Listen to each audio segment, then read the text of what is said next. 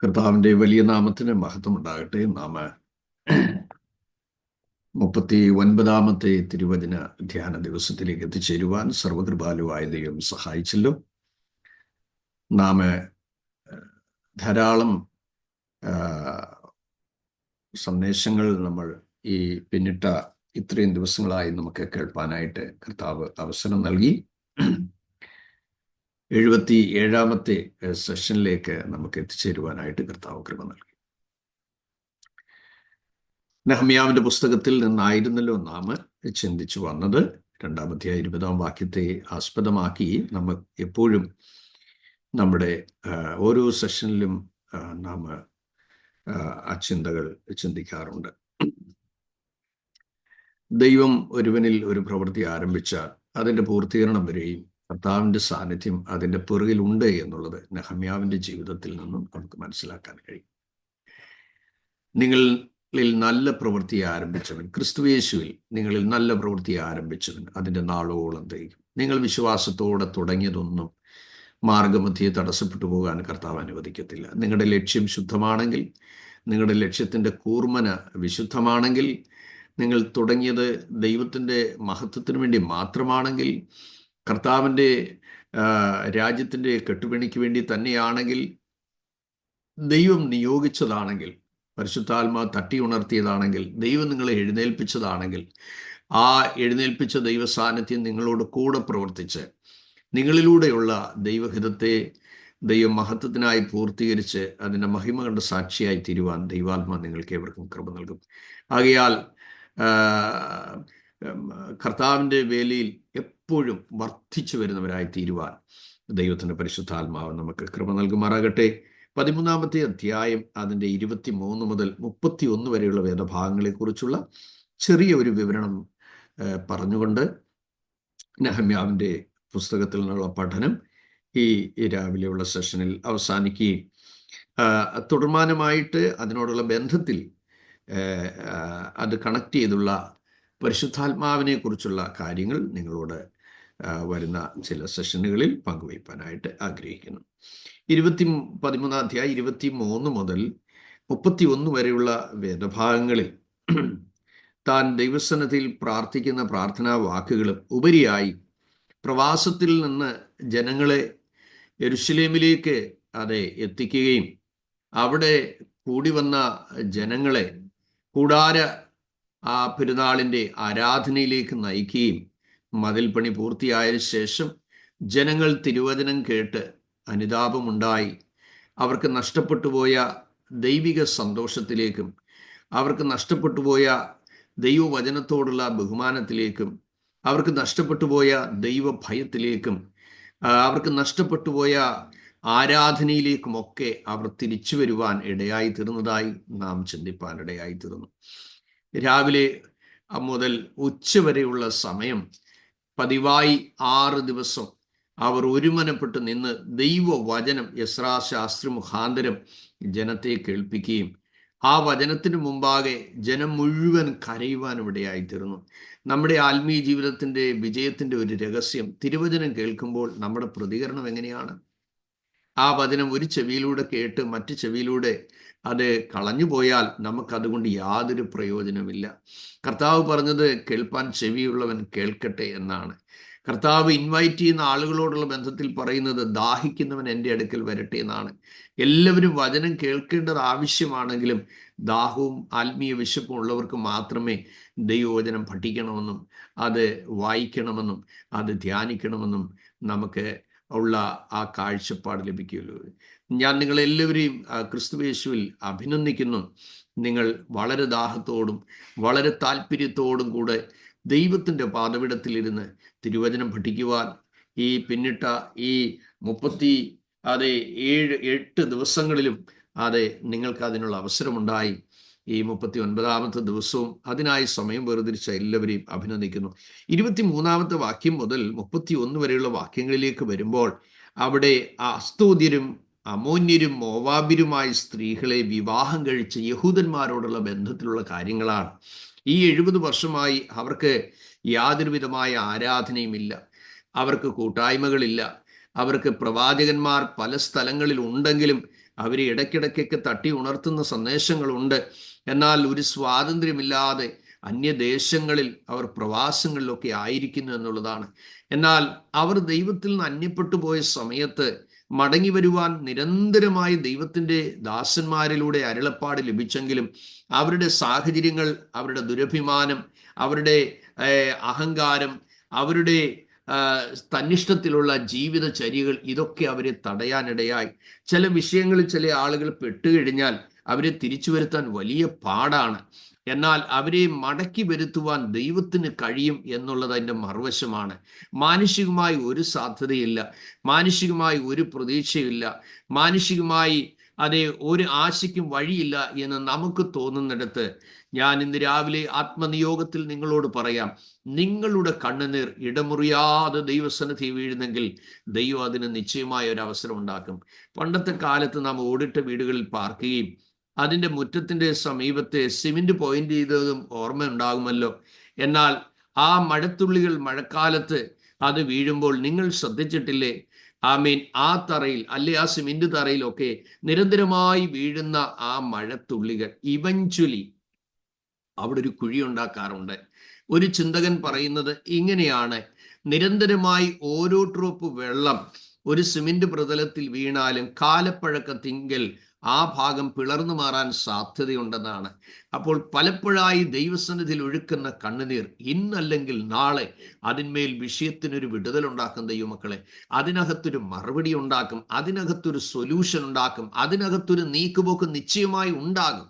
ആമീൻ. അതുകൊണ്ട് മടുത്തു പോകാതെ പ്രാർത്ഥിപ്പാൻ, ഇടവിടാതെ പ്രാർത്ഥിപ്പാൻ, പ്രാർത്ഥനയിൽ ഉറ്റിരിപ്പാൻ, പ്രാർത്ഥനയിൽ സദാ ജാഗരിപ്പാൻ, എല്ലാറ്റിനും വേണ്ടി പ്രാർത്ഥിച്ച് സ്തോത്രം ചെയ്യുവാൻ ദൈവത്തിൻ്റെ പരിശുദ്ധാത്മാവ് നമുക്ക് ഏവർക്കും കൃപ നൽകുമാറാകട്ടെ. നാം ഇവിടെ കാണുന്നത് യഹൂദന്മാരായ ആളുകൾക്ക് അന്യജാതികളിൽ നിന്ന് വിവാഹം കഴിക്കുവാൻ പാടില്ലായിരുന്നു. അബ്രഹാമിൻ്റെ കാലം മുതൽ അങ്ങനെയുള്ള ഒരു കസ്റ്റമാണ് യഹൂദ ജനത്തിൻ്റെ ഇടയിൽ ഉണ്ടായിരുന്നത്. നിങ്ങൾക്ക് ചില വാക്യങ്ങൾ ഞാൻ അതിന് തരുന്നത് നിങ്ങൾ അത് നോട്ട് ചെയ്ത് വെക്കുക. ഇസ്രായേലിനോടുള്ള ബന്ധത്തിൽ വേർപാട് അതിപ്രധാനമായിരുന്നു. ഇസ്ഹാക്കിനൊരു കനാന്യ ഭാര്യ എടുക്കുന്നതിൽ നിന്നും അബ്രഹാം എലയാസറിനെ വിലക്കിയതായി നമ്മൾ കാണുന്നു. ഉൽപ്പത്തി പുസ്തകം 24 അധ്യായം 1 മുതൽ 4 വരെയുള്ള വാക്യങ്ങൾ. അപ്പൊ ദൈവം സന്തോഷിക്കുകയും ആരെ തെരഞ്ഞെടുക്കുകയും ചെയ്യണമെന്ന് നിർദ്ദേശിക്കുകയും ചെയ്തു അബ്രഹാമിനോട്. ഉൽപ്പത്തി പുസ്തകം 24 അധ്യായം അതിൻ്റെ 46 മുതൽ 24 അധ്യായം 7 മുതൽ 67 വരെയുള്ള വാക്യങ്ങളിൽ നമുക്കത് കാണാൻ കഴിയും. നോക്കുക, ഇപ്പൊ എലയാസറിനോട് കൃത്യമായി പറയുകയാണ്, ഇവിടെ നിന്ന് കനാന്യ ദേശക്കാരത്തികളായ ആരെയും നിങ്ങൾ എടുക്കാതെ എൻ്റെ ദേശത്തേക്ക് ചെന്ന് അവിടെ നിന്ന് വേണം ഒരു പെൺകുട്ടിയെ കൊണ്ടുവരാൻ. അപ്പോൾ വിവാഹത്തോടുള്ള ബന്ധത്തിൽ കർശനമായ വേർപാട് ഇസ്രായേൽ ജനതയോടുള്ള ബന്ധത്തിൽ ഉണ്ടായിരുന്നു. ഒന്ന്, അത് അബ്രഹാമിൽ ഉണ്ടായിരുന്നു. 2, ഇസ്ഹാക്ക് യാക്കോബിനെ ഒരു കനാന്യ ഭാര്യ എടുക്കുന്നതിൽ നിന്ന് കർശനമായി വിലക്കിയതായി കാണുന്നു.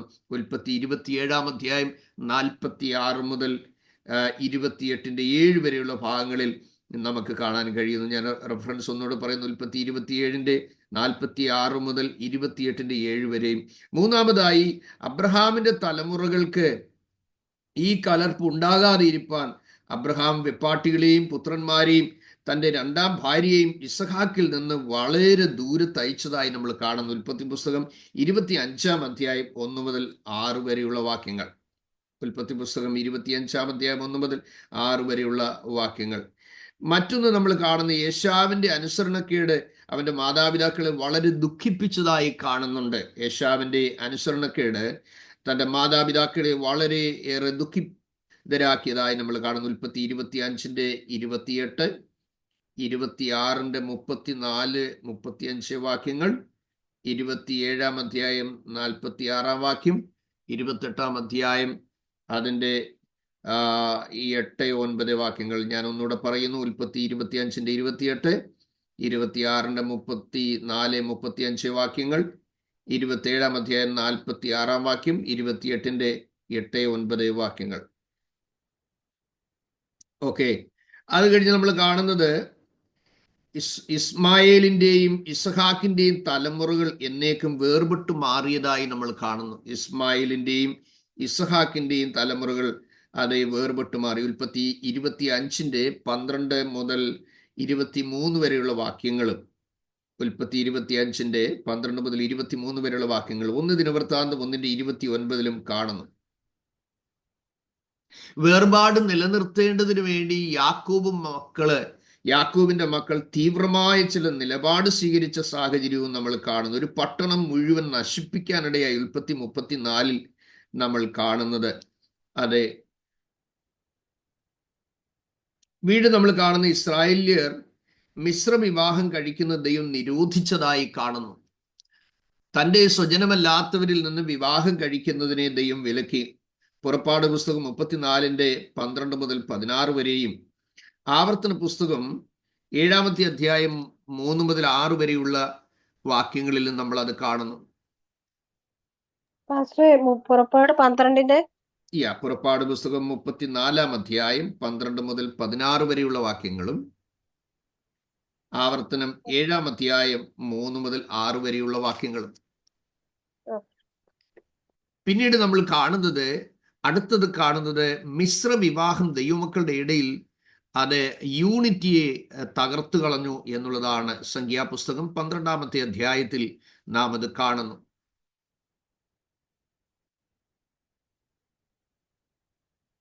ഇത് നിമിത്തം ദേശത്ത് ശത്രുക്കൾ ശക്തി പ്രാപിച്ച് മുന്നേറാനിടയായി. യോശുവ 23-ാം അധ്യായം അതിൻ്റെ 12-13 വാക്യങ്ങളിൽ കാണുന്നു. പിന്നീട് നമ്മൾ കാണുന്ന മിശ്ര വിവാഹം ഇസ്രായേൽ ജനത്തിനൊരു ശാപത്തിന് കാരണമായി തീർന്നുവെന്ന് ന്യായാധിപന്മാരുടെ പുസ്തകം 3-ാം അധ്യായം 6-7 വാക്യങ്ങളിൽ കാണുന്നു. അതുപോലെ സംഖ്യാപുസ്തകം 25-ാം അധ്യായം 1 മുതൽ 8 വരെയുള്ള വാക്യങ്ങളിലും കാണുന്നു. മിശ്ര വിവാഹം ഇസ്രായേലിന് ശാപത്തിന് കാരണമായി. ന്യായാധിപന്മാർ 3-ാം അധ്യായം 6 മുതൽ 6-7 വാക്യങ്ങളിലും, സംഖ്യാപുസ്തകം 25-ാം അധ്യായം 1 മുതൽ 8 വരെയുള്ള വാക്യങ്ങളിൽ കാണുന്നു. പിന്നീട് നമ്മൾ ഈ ശലോമോന്റെ ജീവിതത്തിന്റെ കൊടിയ തകർച്ചയ്ക്ക് കാരണമായി തീർന്നത് അന്യജാതിക്കാരത്തികളായ സ്ത്രീകളോടുള്ള താല്പര്യവും വിവാഹ ബന്ധങ്ങളുമായിരുന്നുവെന്ന് 1 രാജാക്കന്മാരുടെ പുസ്തകം 11-ാമത്തെ അധ്യായത്തിൽ കാണുന്നു. അപ്പോൾ അത് ഇസ്രായേൽ മക്കൾ ബാബേലിൽ നിന്ന് മടങ്ങി വന്ന യഹൂദന്മാരുടെ ഇടയിൽ ഇങ്ങനെയുള്ള പാപം അവരിൽ സംഭവിച്ചു. എസ്രായുടെ പുസ്തകം 9-ന്റെ 9-10 അധ്യായങ്ങളിൽ നമ്മളത് കാണുകയാണ്. എസ്രാ 4-ന്റെ 3 ഈ ഭാഗങ്ങളിലൊക്കെ നമുക്ക് കാണാനുണ്ട്. അതുകൊണ്ട് വേർപെട്ടിരിക്കുവാൻ ദൈവം ഇസ്രായേലിനോട് ശക്തമായി പറഞ്ഞിട്ടുണ്ട്. ഏത് വിവാഹ വിഷയത്തിൽ വേർപാട് പാലിക്കുന്നതിനെ കുറിച്ച് ദൈവം ഇസ്രായേലിനോട് ശക്തമായി പറഞ്ഞു. ലേവ്യ പുസ്തകം 20-ാം അധ്യായം 24-ാം വാക്യം, സംഖ്യാപുസ്തകം 23-ന്റെ 9, 1 രാജാക്കന്മാരുടെ പുസ്തകം 8-ാം അധ്യായം 53-ാം വാക്യം. ഞാൻ ആവർത്തിച്ച് പറയുന്നു.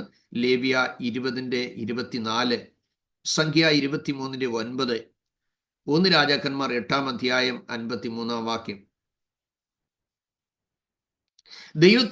ദൈവം ഇസ്രായേൽ ജനത്തെ വിശേഷാൽ തെരഞ്ഞെടുക്കപ്പെട്ട ഒരു ജനതയായതുകൊണ്ട് യഹൂദന്മാർ എല്ലാ കാലത്തും വേർപെട്ട ജനമായി അംഗീകരിക്കപ്പെട്ടിരുന്നു.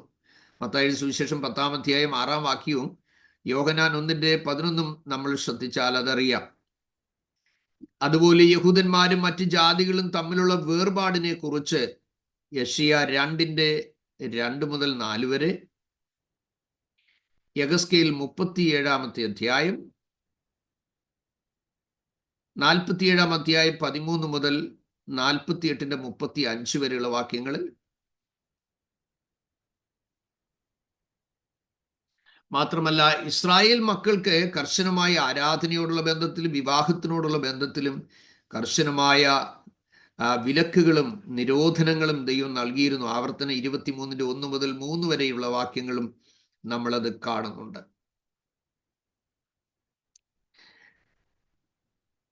ഈവൻ ആരാധനയോടുള്ള ബന്ധത്തിലും വിവാഹത്തോടുള്ള ബന്ധത്തിലും മാത്രമല്ല, യഹൂദനെ സംബന്ധിച്ചിടത്തോളം ജോലി ചെയ്യിക്കുമ്പോൾ 2 തരം മൃഗങ്ങളെ ഒരുമിച്ച് ജോലി ചെയ്യിപ്പിക്കരുതെന്ന് പോലും ദൈവം കൽപ്പന കൊടുത്തിരുന്നു.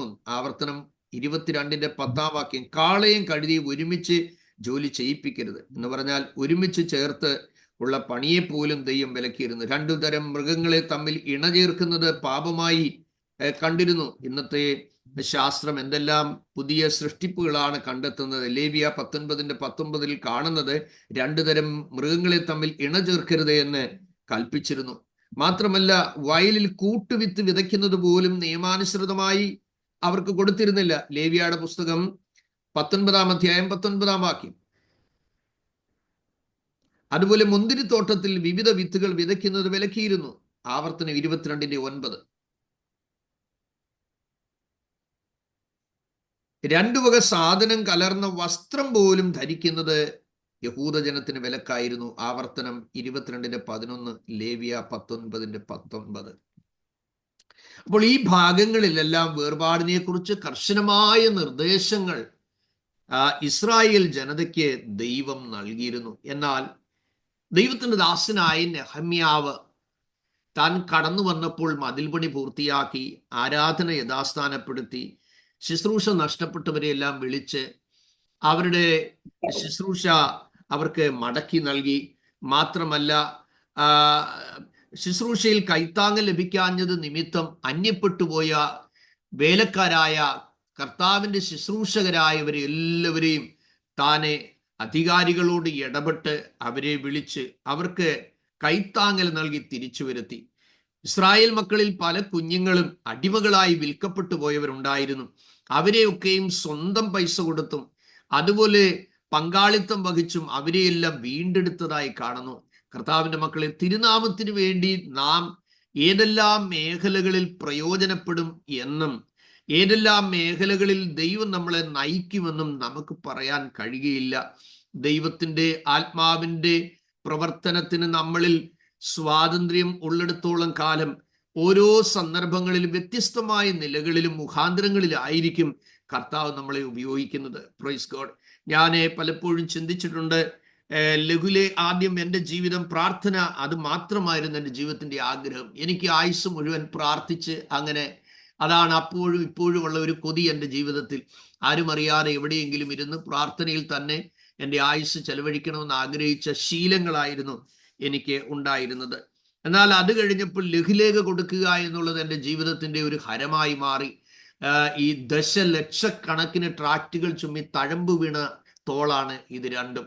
Price lord. ധാരാളം ഭാഷക്കാരുടെ ഇടയിൽ അതെ പല കഷ്ടങ്ങളും പല പ്രയാസങ്ങളും പല ബുദ്ധിമുട്ടുകളും പല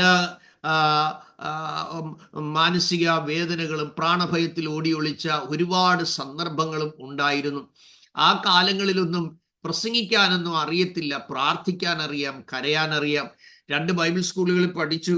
എന്നാൽ ദൈവാത്മാവിനെ ശക്തമായി അനേക മീറ്റിങ്ങുകളിൽ ആ കാലങ്ങളിൽ ഉപയോഗിച്ചു. പക്ഷേ അപ്പോഴും എൻ്റെ ഉള്ളിലെ ആഗ്രഹം പ്രെയർ ആയിരുന്നു. Price God. പക്ഷേ നമ്മുടെ മനസ്സിലുള്ള വടംവലിയല്ല ദൈവം ആഗ്രഹിക്കുന്നത്. നമ്മുടെ ബുദ്ധിയുടെ തുലാസിൽ ദൈവഹിതത്തെ തൂക്കി നോക്കരുത്. കർത്താവ് എങ്ങനെ ഇഷ്ടപ്പെടുന്നോ, കർത്താവ് എങ്ങനെ ആഗ്രഹിക്കുന്നോ ആ നിലകളിൽ നമ്മളെ ഏൽപ്പിച്ചു കൊടുക്കണം.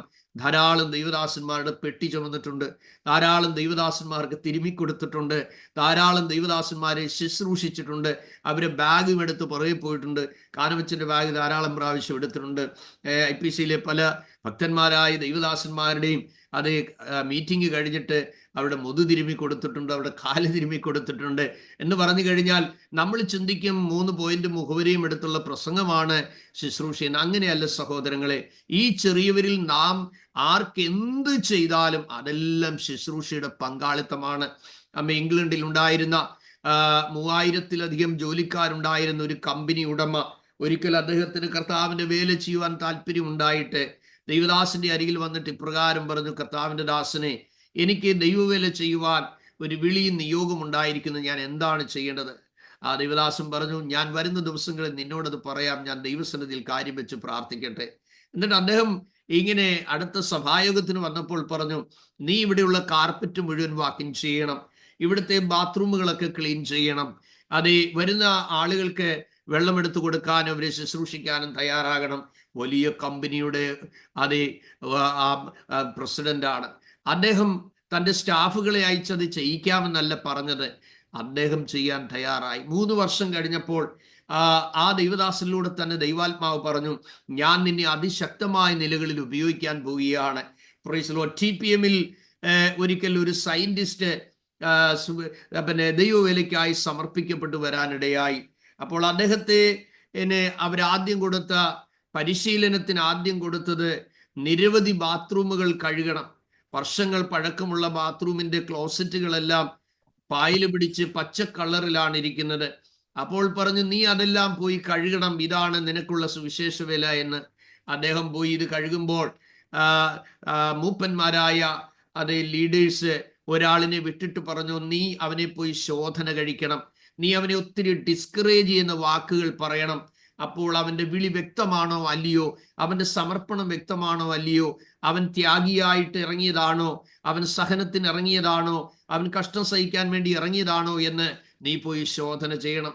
അദ്ദേഹം പോയി അതേ ഒരു കെട്ട് തൊണ്ടും റെഡിയാക്കി, ഒരു ബക്കറ്റിനകത്ത് കുറച്ച് വെള്ളമൊക്കെ എടുത്ത്, സോപ്പ് മേടിക്കാനോ സർപ്പ് മേടിക്കാനോ അന്നത്തെ കാലത്തൊന്നും പണമുള്ള കാലമല്ല. അദ്ദേഹം ഇങ്ങനെ ഒരു സൈഡിൽ ഇരുന്നു കൊണ്ട് ഇങ്ങനെ ആ വലിയ തൊണ്ട് വെച്ച് ഇങ്ങനെ തേച്ചൊരയ്ക്കുകയാണ്. ഉയർന്ന ശമ്പളം വാങ്ങിച്ച് സയന്റിസ്റ്റായി ജോലി ചെയ്ത മനുഷ്യൻ ഇങ്ങനെയുള്ള ജോലി ചെയ്യുന്നത് കണ്ടിട്ട് വളരെ കനിവെന്ന ഭാവേനെ അടുത്തു വന്ന് സമ്മർദ്ദത്തിന്റെ വാക്കുകൾ കൊടുത്തു. എങ്കിലും നിനക്കിത് സംഭവിച്ചു പോയല്ലോ കുഞ്ഞെ, നീ എത്ര ഉയർന്ന റാങ്കിലിരുന്ന ഒരു മനുഷ്യനാണ്, എത്ര സുഖസൗകര്യങ്ങളിരുന്ന മനുഷ്യനാണ്, എത്ര ആർഭാടമായി ജീവിച്ചവനാണ്, എത്ര നല്ല വരുമാനമുള്ളവനാണ്, ഇവിടെ വന്ന് വല്ലവരും അതേ ഈ കയറി ഇറങ്ങിയതായി ഈ ബാത്റൂം കഴുകേണ്ട ഗതികേടും നിനക്ക് വന്നല്ലോ കുഞ്ഞെ എന്ന് പറഞ്ഞ് ഡിസ്കറേജ് ചെയ്തു. ഏറെ നേരം പറഞ്ഞിട്ടും അദ്ദേഹം ഒന്നും മിണ്ടുന്നില്ല. അദ്ദേഹം ഇരുന്ന് കരയുകയാണ്. അപ്പോൾ ഇദ്ദേഹം വിചാരിച്ചു, ഇങ്ങനെയുള്ള ഒരു പ്രതീക്ഷയിലല്ല സുവിശേഷ വേലയ്ക്ക് ഇറങ്ങിയത് എന്നുള്ള അനുതാപത്തിൽ താനിരുന്ന് ദുഃഖിച്ച് കരയുകയാണ് എന്ന് പറഞ്ഞ ആളിൽ നിന്ന് കേട്ടതുപോലെ ഇദ്ദേഹത്തിന് തോന്നി. എന്നാൽ അല്പം കൂടെ കഴിഞ്ഞപ്പോൾ വീണ്ടും വീണ്ടും ആവർത്തിച്ച് പറയുന്നത് കേട്ടിട്ട് ആ സുവിശേഷകനായി തീരാൻ ഇറങ്ങിത്തിരിച്ച ആ സയന്റിസ്റ്റ് അദ്ദേഹത്തിന്റെ കൈ കഴുകി കണ്ണുനീർ തുടച്ചിട്ട് ഇങ്ങനെ പറഞ്ഞു, ഈ അന്ത്യകാലത്ത് ഏഴയായി എന്നെ വിശുദ്ധന്മാരുപയോഗിച്ച ദൈവജനം ഉപയോഗിച്ച ടോയ്ലറ്റ് എങ്കിലും ക്ലീൻ ചെയ്യാൻ ഈ ഏഴയായി എന്നെ ദൈവം തിരഞ്ഞെടുത്തല്ലോ എന്ന് അദ്ദേഹം പറയാനിടയായി. ഇത് കേട്ട് സ്തംഭിച്ച് അദ്ദേഹം മടങ്ങിപ്പോയി ആ വാർത്ത പറയാനിടയായി. ആരും ഒരിക്കലും പറയാത്ത കാര്യങ്ങൾ, ഏറ്റവും താഴ്ന്ന നിലയിൽ, ഏറ്റവും അവഗണിക്കപ്പെട്ട നിലയിൽ, ഏറ്റവും മഹത്വമില്ലാത്ത കാര്യങ്ങളൊക്കെ ചെയ്യാനായിട്ട് സമർപ്പണമുള്ള ത്യാഗികളായ ആളുകളുടെ ആ കാഴ്ചപ്പാടിനെ കണ്ടിട്ട് ആ സയന്റിസ്റ്റിന്റെ സമർപ്പണം കേട്ടിട്ട് ആ മനുഷ്യനോടി അവിടെ ചെന്നിട്ട് പറഞ്ഞു, നമ്മുടെ ഇടയിൽ ഇങ്ങനെ ഒരാൾ ഉണ്ടായിട്ടില്ല. പിന്നത്തേതിൽ TPM-ന്റെ ഏറ്റവും ഉയർന്ന പദവിയിലൊക്കെ അദ്ദേഹം വരുവാനിടയായി തീർന്നു. സഹോദരങ്ങളെ, കർത്താവിന്റെ വേല എന്ന് പറയുമ്പോൾ പലപ്പോഴും നാം ഉദ്ദേശിക്കുന്നതല്ല, കർത്താവിന്റെ വേല നാം ചിന്തിക്കുന്നതല്ല. ദൈവത്തിന് ഓരോരുത്തരെ കുറിച്ചും ഓരോ നിയോഗങ്ങളുണ്ട്. അത് നമ്മളെ പരിശീലിപ്പിച്ചു കൊണ്ടുവരുന്നത് വ്യത്യസ്തമായ നിലകളിലായിരിക്കും. നാം ഇച്ഛിക്കുന്ന അളവിലായിരിക്കില്ല ദൈവം നമ്മളെ പണിതെടുക്കുന്നത്. നമ്മുടെ ഇഷ്ടങ്ങളൊക്കെ മാറി ദൈവ ഇഷ്ടത്തിന് വേണ്ടി പൂർണ്ണമായി ഏൽപ്പിച്ചു കൊടുക്കാൻ നമ്മൾ തയ്യാറാകുമ്പോൾ മാത്രമാണ് നമ്മെ വിശ്വസ്തരെന്നെണ്ണി അല്പത്തിൽ വിശ്വസ്തനായിരുന്നവരെ അധികത്തിന് വിചാരകനാക്കുവാനിടയായി തന്നെ തൻ്റെ പണം മുഴുവൻ ചെലവിട്ട് ദൈവരാജ്യത്തിന് വേണ്ടി, ദൈവത്തിന്റെ മഹത്വത്തിന് വേണ്ടി മതിൽ പണിയുവാനും സൽക്കരിപ്പാനും ശുശ്രൂഷിപ്പാനും അടിമകളായി പോയവരെ വിലയ്ക്ക് മേടിക്കുവാനും താൻ മാക്സിമം ഇൻവെസ്റ്റ് ചെയ്തു എന്നുള്ളതാണ് ചിന്തകന്മാര് പറയുന്നത്. താനെ ബാബേൽ പ്രവാസത്തിലായിരുന്നത് കൊണ്ട് അന്യ സ്ത്രീകളെ വിവാഹം കഴിക്കുവാൻ ധാരാളം അവസരം ഉണ്ടായിരുന്നെങ്കിലും തൻ്റെ ഉള്ളിൽ ഉണ്ടായിരുന്ന പ്രമാണം നിമിത്തം താൻ വിവാഹം പോലും കഴിച്ചില്ല എന്നാണ് പറയുന്നത്. അപ്പോൾ എവിടെ ആയിരുന്നാലും ദൈവത്തിന് വേണ്ടി നിൽക്കാനുള്ള മനസ്സ്, ദൈവത്തിന് വേണ്ടി എന്തുമായി തീരുവാനുള്ള സമർപ്പണം, നമ്മളെ ആക്കിയിരിക്കുന്ന ഓരോ സ്ഥാനത്തിലൂടെയും ദൈവത്തിന് കൃത്യവും വ്യക്തവുമായ ഉദ്ദേശങ്ങളുണ്ട്, പ്ലാനുകളുണ്ട്, പദ്ധതികളുണ്ട്. അതുകൊണ്ട് നമ്മൾ ദൈവഹിതം തിരിച്ചറിയേണ്ടതിന് വേണ്ടി മനസ്സ് പുതുക്കുവാനും രൂപാന്തരം പ്രാപിപ്പാനും തയ്യാറാകണം. കേവലം ഒരു ആരാധനയിൽ സംബന്ധിച്ച് അവിടെയുള്ള പാട്ടും പ്രസംഗവും മാത്രം കേട്ട് മടങ്ങി വരുന്നത് കൊണ്ട് നമുക്കൊരിക്കലും ആത്മീയ വർധന അതിൽ നിന്നും മാത്രം ഉണ്ടാകുകയില്ല. അനുദിനം ദൈവവുമായിട്ടുള്ള നമ്മുടെ ബന്ധത്തിൽ അധിഷ്ഠിതമാണ് ആത്മീയമായ വളർച്ചയും പുരോഗമനവും ഒക്കെ എന്ന് നിങ്ങൾ തിരിച്ചറിയണം. നിങ്ങൾ കർത്താവിന് വേണ്ടി പ്രയോജനപ്പെടുവാൻ ആഗ്രഹിക്കുന്നുവെങ്കിൽ ദൈവത്തിന്റെ പണിപ്പുരയിലൂടെ കയറിയിറങ്ങിയേ മതിയാകുകയുള്ളൂ. ദൈവത്തിന്റെ വർക്ക്ഷോപ്പിലൂടെ കയറിയിറങ്ങിയേ മതിയാകുകയുള്ളൂ. ദൈവം പണിതെടുക്കുമ്പോൾ ആരംഭത്തിൽ വേദനയായിരിക്കും, ആദ്യം പ്രയാസങ്ങളായിരിക്കും, ഒറ്റപ്പെടുത്തലുകളായിരിക്കും, തീരാത്ത അപവാദങ്ങളോ കണ്ണുനീരോ ഒക്കെ ഉണ്ടായിരിക്കും. നിങ്ങൾ ഇതുവരെ കേട്ടിട്ടില്ലാത്ത മോശമായ വാക്കുകളിൽ ആളുകൾ നിങ്ങളെ രഹസ്യമായോ പരസ്യമായോ അതേ പരോക്ഷമായോ ഒക്കെ അതേ അഭിസംബോധന ചെയ്തെന്ന് വരാം. അവൾ ശരിയല്ല, അവൻ ശരിയല്ല, അവന്റെ പോക്ക് ശരിയല്ല, അവളുടെ പോക്ക് ശരിയല്ല, അവരുടെ മക്കള് ശരിയല്ല, അവിടം ശരിയല്ല, ഇവിടം ശരിയല്ല. മനുഷ്യദൃഷ്ടിയിൽ മുഴുവൻ പ്രശ്നമായിരിക്കും. നമ്മുടെ കർത്താവായ യേശു ക്രിസ്തു അതേ ക്രൂശിക്കപ്പെടുന്ന സമയം വരെയും ലോകം യേശുവിനെ കുറിച്ച് വിളിച്ചിരുന്നത് വേശ്യാപുത്രൻ എന്നായിരുന്നു. Praise God. ആമേൻ. കാരണം യോസേഫുമായി അത് എൻഗേജ്മെന്റ് കഴിഞ്ഞതേ ഉള്ളൂ. കല്യാണത്തിന് മുമ്പേ ഗർഭിണിയായതായി കണ്ടു. അപ്പോൾ ഗൂഢമായി ഉപേക്ഷിപ്പാൻ യോസേഫ് പോലും ആഗ്രഹിച്ചതും ദർശനത്തിലും സ്വപ്നത്തിലൂടെ ഇടപെട്ട് ചേർത്ത് പിടിച്ചതും നമ്മൾക്കറിയാം. അപ്പോൾ ജനത്തിന്റെ ഇടയിൽ അത് കല്യാണം പോലും അവരുടെ നടന്നില്ല. അവര് ദേശം വിട്ടു പോകേണ്ടതായ സാഹചര്യങ്ങൾ വന്നു. എന്നാൽ പുനരുത്ഥാനം ചെയ്ത് കഴിഞ്ഞപ്പോഴാണ് മനസ്സിലായത് ഇത് സാക്ഷാൽ ദൈവപുത്രനായിരുന്നുവെന്ന്. Praise God. സഹോദരങ്ങളെ, ചില കാലങ്ങളും ചില സമയങ്ങളുമൊക്കെ എടുത്തെന്നിരിക്കും നിങ്ങളുടെ നീതി ലോകം കാണേണ്ടതിന് വേണ്ടി, നിങ്ങളുടെ സൽപ്രവൃത്തി ലോകം അറിയേണ്ടതിന് വേണ്ടി, നിങ്ങൾ ദൈവസന്നിധിയിൽ വില കൊടുത്തതിന്റെ മഹത്വം ലോകം അറിയുവാൻ അല്പം സമയമെടുത്തെന്ന് വരും.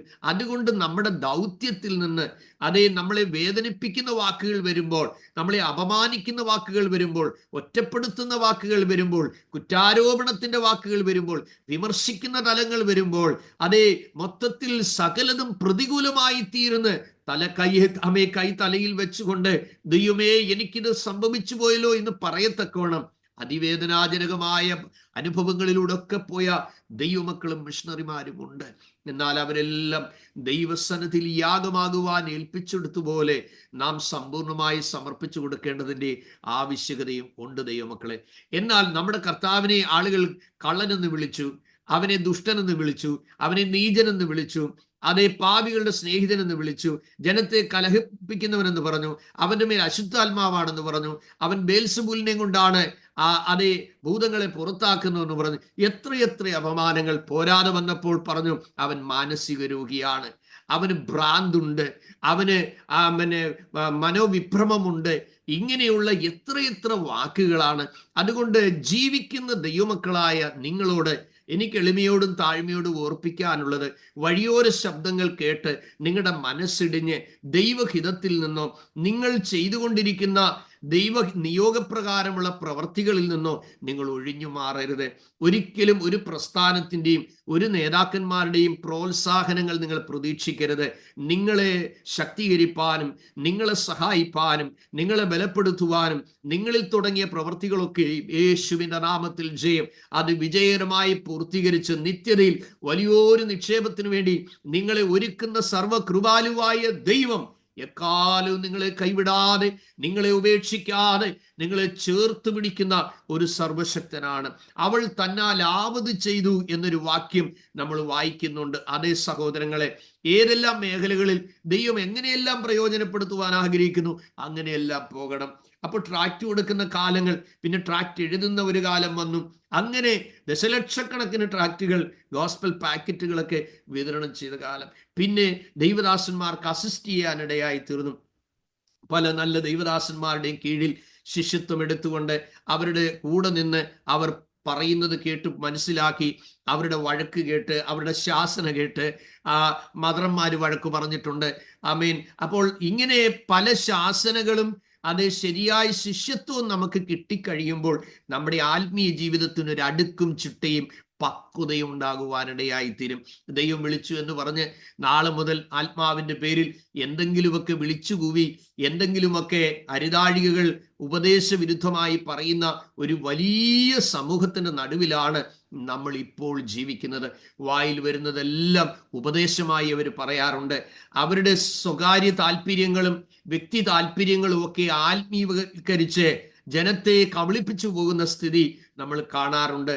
ദൈവവചനം പഠിച്ച് സിസ്റ്റമാറ്റിക്കലായി ദൈവവചനം ഗ്രഹിച്ചു വേണം കർത്താവിൻ്റെ വേല ചെയ്യാനായിട്ടെന്നുള്ള കാര്യവും നിങ്ങൾ ഓർത്തുകൊള്ളണം. അപ്പോൾ അബദ്ധങ്ങൾ ഒഴിവാകും, മണ്ടത്തരങ്ങൾ ഒഴിവാകും, വിഡ്ഢിത്തരങ്ങൾ ഒഴിവാകും, കുട്ടിക്കളികൾ ഒഴിവാകും. പക്വതയിലേക്കും പരിജ്ഞാനത്തിലേക്കും വന്നു കഴിയുമ്പോൾ കർത്താവിൻ്റെ വേല വിജയകരമായി തീരും.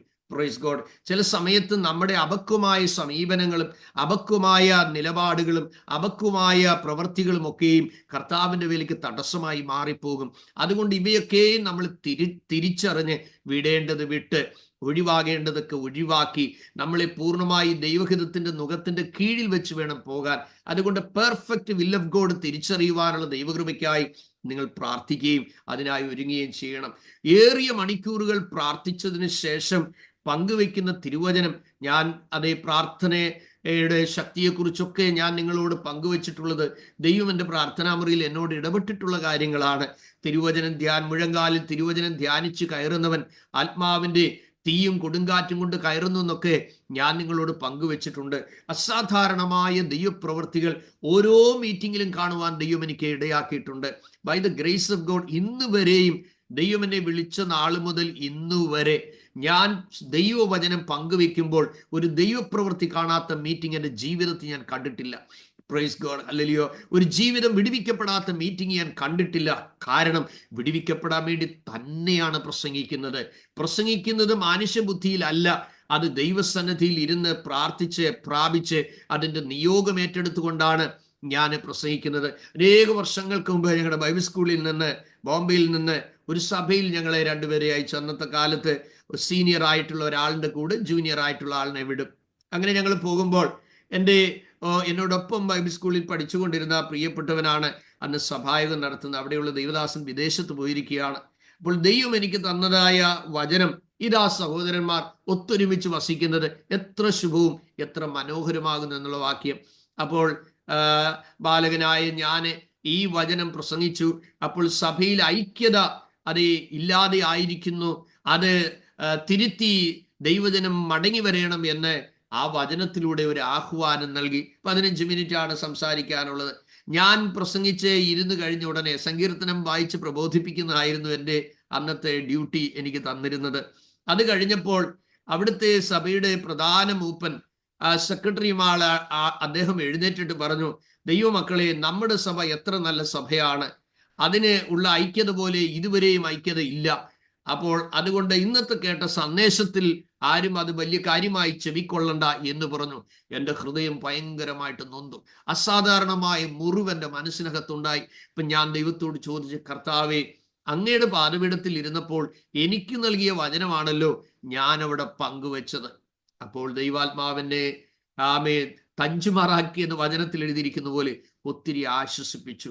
എൻ്റെ വചനത്തെ നിവർത്തിക്കേണ്ടതിന് ഞാൻ ജാഗരിച്ചുകൊള്ളും. യിരെമ്യാ പ്രവാചകന്റെ പുസ്തകത്തിൽ നിന്ന് കർത്താവ് ഒരു വാക്യം തന്നു, നീ കണ്ടത് ശരി തന്നെ, ആമേൻ, എൻ്റെ വചനത്തെ നിവർത്തിക്കേണ്ടതിന് ഞാൻ ജാഗരിച്ചുകൊള്ളും.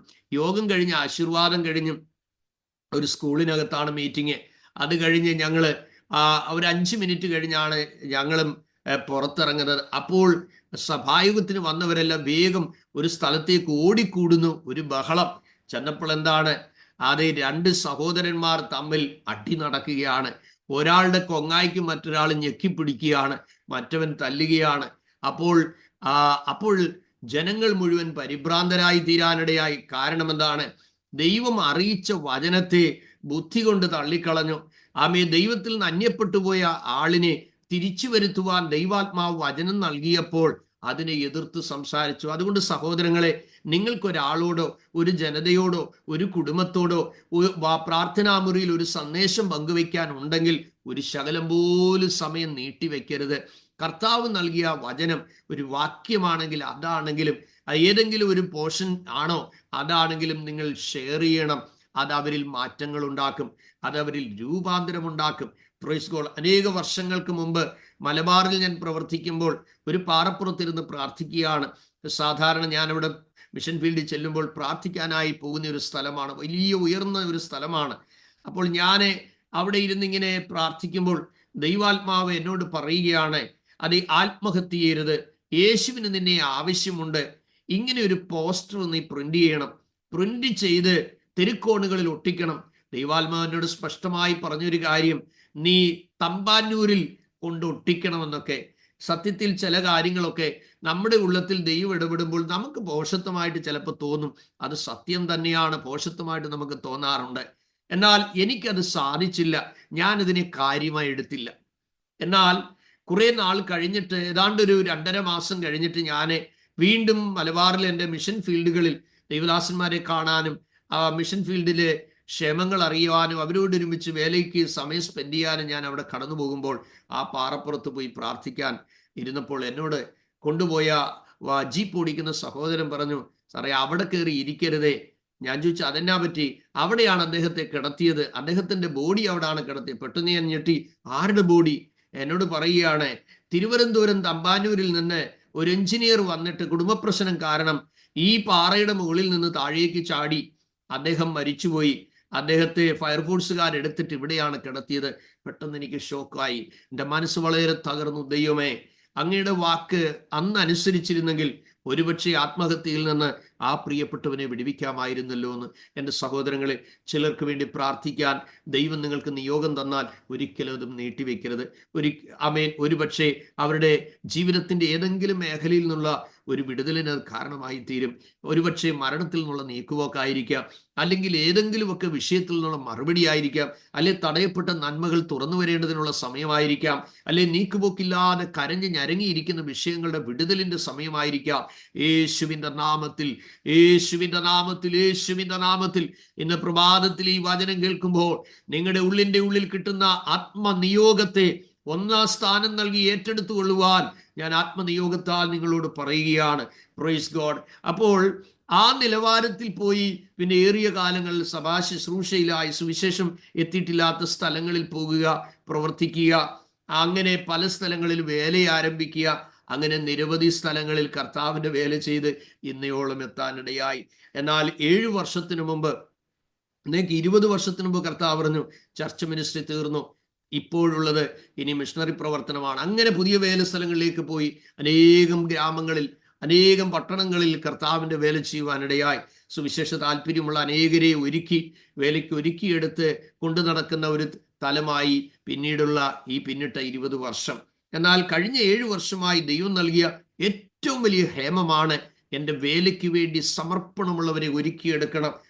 പ്രത്യേകാൽ ജോലിയോടൊപ്പം കർത്താവിൻ്റെ വേല ചെയ്യാൻ താല്പര്യപ്പെടുന്നവരെ ഒരുക്കിയെടുക്കണം. ജോലിയോടൊപ്പം കർത്താവിൻ്റെ വേല ചെയ്യുന്നത് ശരിയായ സുവിശേഷ വേല അല്ല എന്ന് പഠിപ്പിക്കുന്ന ആളുകളുണ്ട്. എന്നാൽ ഞാൻ നിങ്ങളെ കർത്താവിൽ ധൈര്യപ്പെടുത്തി പറയാം, വിദ്യാസമ്പന്നനായിരുന്ന പൗലോസ് ചെയ്തത് കൂടാരപ്പണിയോടൊപ്പം ദൈവത്തിൻ്റെ വേലയായിരുന്നു. ദൈവത്തിന് സ്തോത്രം. മറ്റുള്ളവരുടെ ബുദ്ധിമുട്ട് തീർക്കേണ്ടതിന്, മുട്ട് നികത്തേണ്ടതിന് വേണ്ടി തൻ്റെ സ്വന്തം കൈകൊണ്ട് അധ്വാനിച്ചു. മനുഷ്യരിൽ ആശ്രയിക്കാതെ ദൈവത്തിന് വേണ്ടി മാക്സിമം കർത്താവിന് വേണ്ടി വേല ചെയ്യുവാനായി തന്നാൽ ആവോളം കഠിന പ്രയത്നം ചെയ്തതായിട്ട് നാം തിരുവെഴുത്തിൽ വായിക്കുന്നു. ഇനി നമുക്ക് മടങ്ങി വരാം. ഈ നെഹമ്യാവിന്റെ പുസ്തകത്തിൽ നാം കാണുന്നത് നെഹമ്യാവ് ചെയ്ത സൽപ്രവർത്തികളാണ്. വേർപാടിന്റെ ശുഷ്കാന്തി ശരിയായ നിലയിൽ ജനങ്ങളെ പഠിപ്പിച്ചു. വളരെ മുറിവുള്ള ഒരു കാര്യമാണ്. വിവാഹം കഴിഞ്ഞവരായ യഹൂദന്മാരായ ആളുകൾ അവരെ യഹൂദ്യ ഭാഷ സംസാരിക്കാതെ അസ്തോദ്യരുടെ ഭാഷകൾ മറ്റും പറയുന്നതായി കേട്ട് കഴിഞ്ഞപ്പോൾ അവിടെ ശരിയായ നിലകളിൽ നമുക്ക് മനസ്സിലാക്കാൻ കഴിയുന്ന ഒരു കാര്യം, അവർക്ക് ശരിയായ നിലയിലുള്ളതായ പഠനങ്ങളില്ലാതെ പോയി, ശരിയായ നിലയിലുള്ള ഗൈഡൻസ് ഇല്ലാതെ പോയി, ശരിയായ നിലയിലുള്ളതായ കാഴ്ചപ്പാടില്ലാതെ പോയി. ഒരു ശരീരം മാത്രം ആഗ്രഹിച്ച് ഇഷ്ടപ്പെട്ടവരെ വിവാഹം കഴിച്ചു പോകുന്ന സിസ്റ്റം അവരുടെ ജനത്തിന്റെ ഇടയിലേക്ക് ഇംപ്ലിമെന്റ് ചെയ്യുവാനിടയായി.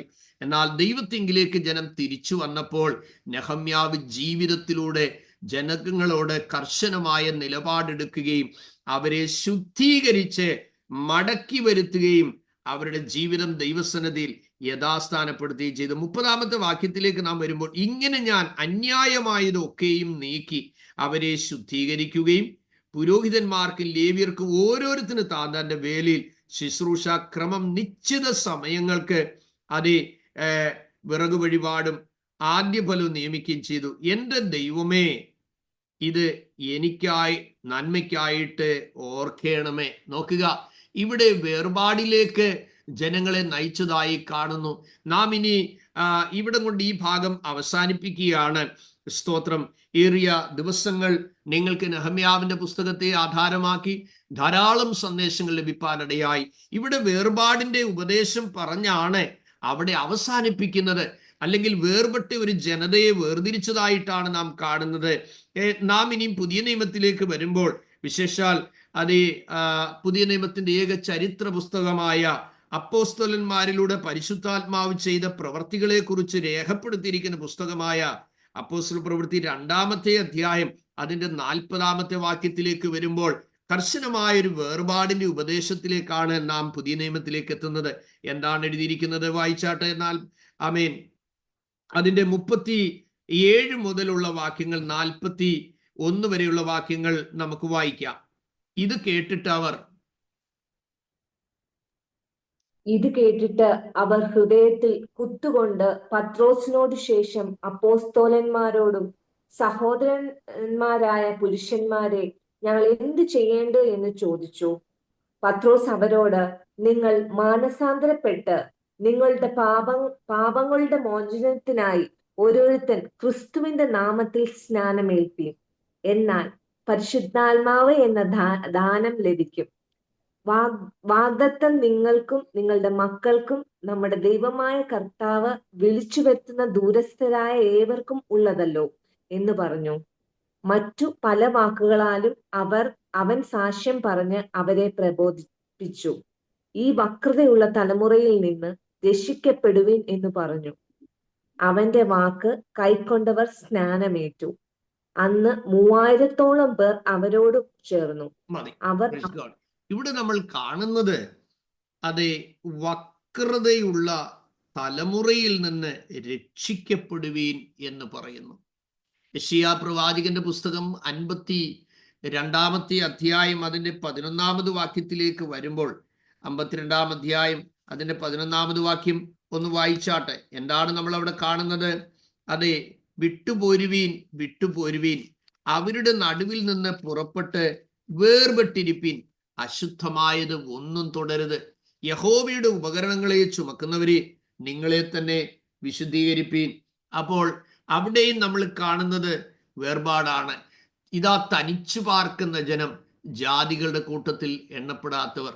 ഞാൻ ഗുജറാത്തിൽ ഇങ്ങനെ മിനിസ്ട്രിക്കായി ആരംഭത്തിൽ പോയ സമയത്ത് ഞാൻ നോക്കിയപ്പോൾ 100 കണക്കിന് ആളുകൾ ഇങ്ങനെ വെള്ളവസ്ത്രം ധരിച്ച് ശരീരത്ത് ഓർണമെന്റ്സ് ഒന്നും ഇല്ലാതെ ഇങ്ങനെ പോകുന്നു. അപ്പൊ ഞാനിങ്ങനെ ദൈവത്തെ സ്തുതിച്ചു. ദൈവമേ, ഈ എത്ര ദൈവമക്കളെയാണ് ദൈവം ഈ ദേശത്ത് കൊണ്ടുവന്നിരിക്കുന്നത്. ഞാൻ അവരുടെ പുറകെ പതുക്കെ പോകാൻ തുടങ്ങിയായി. അപ്പൊ നോക്കിയപ്പോൾ ഒരു ഹിന്ദു ആശ്രമത്തിലേക്കാണ് അവർ കയറി പോകുന്നത് ഞാൻ കണ്ടത്. അപ്പോഴാണ് മനസ്സിലായത് ജൈൻ സന്യാസിനിമാരും സന്യാസികളുമാണ് എന്ന് മനസ്സിലാക്കിയത്. ഇപ്പൊ എനിക്ക് തന്നെ എന്നോട് ഭയങ്കരമായ ഭാരം തോന്നി. അവർക്ക് പാതകങ്ങളില്ല, ചെരുപ്പില്ല, അവർക്ക് ആർഭാടമായ ഒന്നുമില്ല. എന്താണോ അവർക്ക് കിട്ടിയ ആ കാഴ്ചപ്പാടിനനുസരിച്ച് അവർ പ്രാണത്യാഗം ചെയ്യാൻ ഇറങ്ങിയവരായി എനിക്ക് മനസ്സിലായി. സഹോദരങ്ങളെ, ദൈവത്തിന്റെ വിളി കേട്ട് ദൈവവചനത്താൽ വീണ്ടും ജനിച്ച് കർത്താവിന്റെ വരവിന് വേണ്ടി ഒരുങ്ങുവാനായി ക്രിസ്തുവിന്റെ മഹിമ കണ്ട സാക്ഷികളായി തീരുവാൻ വിളിച്ചു വേർതിരിക്കപ്പെട്ട ദൈവ മക്കൾ ആയ ഇടത്തുള്ളവരും വലത്തുള്ളവരും എങ്ങനെ പോകുന്നു എന്ന് നോക്കി അവരോട് സമരാകുവാനല്ല ദൈവം നമ്മളെ വിളിച്ചിരിക്കുന്നത്. നിങ്ങളോടൊപ്പം ആരുമില്ലെങ്കിലും തനിച്ചു പാർക്കുന്ന ഒരു ദൈവപൈതൽ എന്ന് പറയത്തക്കവണ്ണം നിങ്ങളായിരിക്കുന്ന ദേശത്ത് കർത്താവിന് വേണ്ടി തന്നെ മഹിമ കണ്ട സാക്ഷികളായി നിൽപ്പാനുള്ള ദൈവകൃപയ്ക്കായി പ്രാർത്ഥിക്കണം. നിങ്ങൾ 6 മാസം നിന്നോ, 6 വർഷം നിന്നോ, അല്ലെ 10 വർഷം നിന്നോ, 25 വർഷം നിന്നോ എന്നുള്ളതൊന്നും അവിടെ വിഷയമല്ല. ഓരോ ദിവസവും നിലനിൽക്കണമെങ്കിൽ, എൻ്റെ ക്രിസ്തീയ ജീവിതത്തിൻ്റെ എളിയ സാക്ഷ്യത്തോടുള്ള ബന്ധത്തിൽ പറഞ്ഞാൽ, നാളെ നിലനിൽക്കണമെങ്കിൽ ഇന്നേ നാം ദൈവസന്നിധിയിൽ കരഞ്ഞേ മതിയാകുകയുള്ളൂ. കർത്താവേ, ഇന്ന് നിലനിൽക്കുവാനുള്ള കൃപ തരണമേ, നാളെയുടെ ദിവസങ്ങളിൽ നിലനിൽപ്പാനുള്ള കൃപ തരണമേ. കാരണം നമ്മുടെ തുടക്കത്തേക്കാൾ ശ്രേഷ്ഠം ഒടുക്കമായിരിക്കാൻ നിങ്ങൾ പ്രാർത്ഥിക്കണം. അതുകൊണ്ട് ഭക്തന്മാരുടെ ജീവചരിത്രങ്ങളൊക്കെ നിങ്ങൾ വായിക്കണം, മിഷണറിമാരുടെ ജീവചരിത്രങ്ങൾ വായിക്കണം, ദൈവം ഉപയോഗിച്ചവരുടെ ജീവചരിത്രങ്ങൾ വായിക്കണം, ആത്മാക്കളെ നേടിയ വീരന്മാരായവരുടെ അനുഭവങ്ങൾ വായിക്കണം. D.L. മൂഡി പരിശുദ്ധാത്മാഭിഷേകം പ്രാപിപ്പാൻ ഇടയായി തീർന്നത് രണ്ട് വിശ്വസ്ത സഹോദരിമാരുടെ നിരന്തരമായ കണ്ണുനീരായിരുന്നു. അദ്ദേഹത്തിന്റെ പ്രസംഗങ്ങളൊക്കെ വ്യത്യസ്തമായ നിലകളിലായിരുന്നു. എന്നാൽ ഒരിക്കൽ മൂഡിയെ കണ്ടിട്ട് ഈ സഹോദരിമാർ പറഞ്ഞു, മൂഡി, നിനക്ക് ആത്മശക്തി ആവശ്യമാണ്, നിനക്ക് അഭിഷേകം ആവശ്യമാണ്. അദ്ദേഹം പറഞ്ഞു, എനിക്ക് ആവശ്യത്തിനുള്ളതെല്ലാം ഉണ്ട്. പക്ഷെ അവര് പ്രാർത്ഥന നിർത്തിയില്ല. തുടർമാനമായി നീണ്ട വർഷങ്ങൾ പ്രാർത്ഥിച്ചു. ഒരു ദിവസം അവർ ഒരുമിച്ചിരുന്ന് പ്രാർത്ഥിക്കുമ്പോൾ മൂഡിക്ക് പ്രാർത്ഥിക്കണമെന്നുള്ള അസാധാരണമായ ഹേമം, ഇത് പോരാ, ഇതല്ല, ഇതിനപ്പുറത്തൊരു ആത്മതലമുണ്ട് എന്നുള്ള ഉൾക്കാഴ്ച തനിക്കുണ്ടായി. ഒരു ദിവസം താൻ ഒരു സ്ഥലത്തിരുന്ന് തനിയെ പ്രാർത്ഥിക്കുമ്പോൾ അസാധാരണമായി ദൈവസാന്നിധ്യം തനിക്ക് അനുഭവിപ്പാനിടയായി. അതുവരെ ഉണ്ടാകാത്ത കരച്ചിലും നിലവിളിയും അനുതാപവും ഒക്കെ വീണ്ടും തനിക്കുണ്ടായി. പിന്നീട് തൻ്റെ മേൽ പകർന്ന ആത്മപകർച്ച നിമിത്തം തൻ്റെ പ്രസംഗത്തിന്റെ ശൈലി മാറി. താൻ എഴുതിയത് അനേകം ആത്മാക്കൾ അതിനുശേഷം വിടിവിക്കപ്പെടാനിടയായി. ശുശ്രൂഷയുടെ ഒഴുക്കാണല്ലോ പ്രാർത്ഥന, ശുശ്രൂഷയുടെ ശക്തി കേന്ദ്രമാണല്ലോ പ്രാർത്ഥന. ഇതിൽ നിന്നാണ് സഹോദരങ്ങളെ ആത്മദാഹം ഉള്ളിൻ്റെ ഉള്ളിൽ നിന്ന് പുറത്തു വരുന്നത്. ഈ ദിവസങ്ങളിൽ കർത്താവേ, എനിക്കൊരു വലിയ നിറവിലേക്ക് എന്നെ നയിക്കണമെന്ന് നിങ്ങൾ നിരന്തരം പ്രാർത്ഥിക്കണം. പരിശുദ്ധാത്മാവിന്റെ ആ പകർച്ചയുടെ ദിവസങ്ങളായി ഈ ദിവസങ്ങൾ തീരട്ടെ. നിങ്ങൾ പ്രാർത്ഥിക്കുമ്പോൾ ജീവിതങ്ങൾ അഭിഷേകം പ്രാപിക്കുവാൻ ഇടവരേണ്ടതിന് തക്കവണ്ണം നിങ്ങളിൽ ഒരു വലിയ ആത്മശക്തി യേശുവിന്റെ നാമത്തിൽ ഈ ദിവസങ്ങളിൽ നിങ്ങൾ പ്രാപിപ്പാൻ ഇടവരട്ടെ. ഉള്ളിൽ നിന്ന് കരയുക, ഉള്ളിൽ നിന്ന് ദാഹിക്കുക. എൻ്റെ ശുശ്രൂഷയിൽ പല സ്ഥലങ്ങളിലും പരിശുദ്ധാത്മാവിന്റെ പകർച്ച ഞാൻ അതിഭയങ്കരമായ നിലയിൽ കണ്ടിട്ടുണ്ട്. പലപ്പോഴും ആരാധന നിർത്താൻ കഴിയാതെ വണ്ണം, ആശീർവാദം ഒരു വട്ടം പറഞ്ഞിട്ടും വീണ്ടും ജനം പോകാതെ വേണം അസാധാരണമായ ആത്മപകർച്ച ഉണ്ടായ സന്ദർഭങ്ങളുണ്ട്. 2 പ്രാവശ്യം ആശീർവാദം പറഞ്ഞു നിർത്തിയ യോഗങ്ങളുണ്ട്. വിഷം തൊട്ട് വന്നവർ സൗഖ്യമായ അനുഭവങ്ങളുണ്ട്. ഒരു കരവും തൊടാതെ തന്നെ ദൈവാത്മാവിന്റെ പകർച്ച നടന്ന അനുഭവങ്ങളുണ്ട്. ദൈവമക്കളെ, നാം വിചാരിക്കുന്നത് പോലെ ഒരാൾ വന്ന് നമ്മുടെ പെടലിക്ക് അങ്ങോട്ട് പിടിച്ച് അതെ കുലുക്കിയെങ്കിലേ ഇത് വരത്തുള്ളൂ. അങ്ങനെയല്ല. തിരുവചനത്തിൽ പല നിലയിൽ പരിശുദ്ധാത്മാവ് വന്നതായി കാണുന്നു. അപ്പോസ്തല പ്രവൃത്തി 2-ാമത്തെ അധ്യായത്തിൽ നമ്മൾ വായിക്കുമ്പോൾ അവിടെ കാണുന്നത് അവർ പ്രാർത്ഥിച്ചു കൊണ്ടിരുന്നപ്പോൾ ജനത്തിന്റെ മേൽ പരിശുദ്ധാത്മാവ് പകർന്നതായി കാണുന്നു. 10-ാമത്തെ അധ്യായം അപ്പോസ്തല പ്രവൃത്തിയിൽ നമ്മൾ കാണുന്നത് പത്രോസ് പ്രസംഗിച്ചു കൊണ്ടിരുന്നപ്പോഴാണ് പരിശുദ്ധാത്മാവ് ആ കൊർന്നല്യോസിന്റെ ഭവനത്തിൽ വന്നത്. നമ്മൾ 8-ാമത്തെ അധ്യായത്തിലേക്ക് വരുമ്പോൾ അപ്പോസ്തലന്മാർ വന്ന് കൈവച്ചപ്പോഴാണ് അവരുടെ മേൽ പരിശുദ്ധാത്മാവ് വന്നതെന്ന് കാണുന്നു. 19-ാമത്തെ അധ്യായത്തിലും പൗലോസ് എഫെസോസിൽ ഉള്ളതായ ആളുകളെ വേണ്ടി നിങ്ങൾ പരിശുദ്ധാത്മാവിനെ പ്രാപിച്ചോ എന്ന് ചോദിച്ചപ്പോൾ അത് ഉണ്ടെന്ന് പോലും ഞങ്ങൾ കേട്ടിട്ടില്ല. അപ്പോൾ നിങ്ങളുടെ സ്നാനം ഏതായിരുന്നു? അതേ, യോഹന്നാന്റെ സ്നാനമായിരുന്നു. പിന്നെ യേശുക്രിസ്തുവിന്റെ നാമത്തിൽ സ്നാനം കഴിപ്പിച്ച് അവർക്ക് വേണ്ടി പ്രാർത്ഥിച്ചപ്പോൾ, അവരുടെ മേൽ കരം വെച്ചപ്പോൾ പരിശുദ്ധാത്മാവ് വന്നു. അവിടെയെല്ലാം നമ്മൾ കാണുന്നത് അവരെല്ലാവരും അന്യഭാഷകളിൽ സംസാരിക്കുകയും വിശേഷാൽ പ്രവചിക്കുകയും ചെയ്തു എന്നാണ് നാം കാണുന്നത്.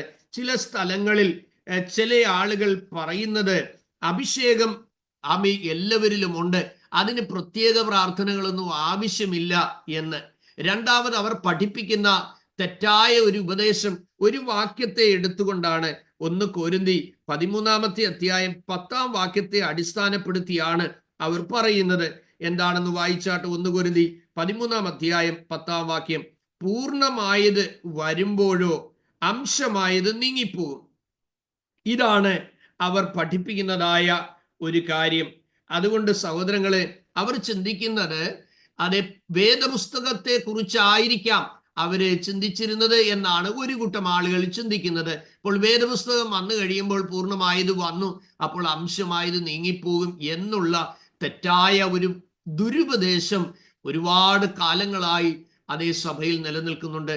ബ്രദറൻ സഹോദരങ്ങളായ ആളുകൾ പോലും ചിലർ അങ്ങനെ പറയാറുണ്ട്, അതെ പഠിപ്പിക്കാറുണ്ട്. എന്നാൽ അതേ പൗലോസ് തന്നെ പറഞ്ഞിരിക്കുന്ന വാക്യങ്ങൾ നമ്മൾ അവരെ തിരുത്തേണ്ടതിനായി ഉപയോഗിക്കണം. അത് 1 കൊരിന്തി 1-ാമത്തെ അധ്യായം 7-ാമത്തെ വാക്യം എന്താണ് എഴുതിയിരിക്കുന്നത്? 1 കൊരിന്തി 1-ാം അധ്യായം 7-ാം വാക്യം ഇങ്ങനെ നിങ്ങൾ, ഒരാൾ വായിക്കാം, നിങ്ങൾ കൃപയിലും കുറവില്ലാത്തവരായി, ഒരു ഭാവനത്തിലും കുറവില്ലാത്തവരായി. അപ്പോൾ എന്താ എഴുതിയിരിക്കുന്നത്? അപ്പോൾ ആരംഭത്തിൽ നമ്മൾ കേട്ടത് അത് എന്താണ്? പൂർണ്ണമായത് വരുമ്പോഴോ അംശമായത് നീങ്ങിപ്പോവും.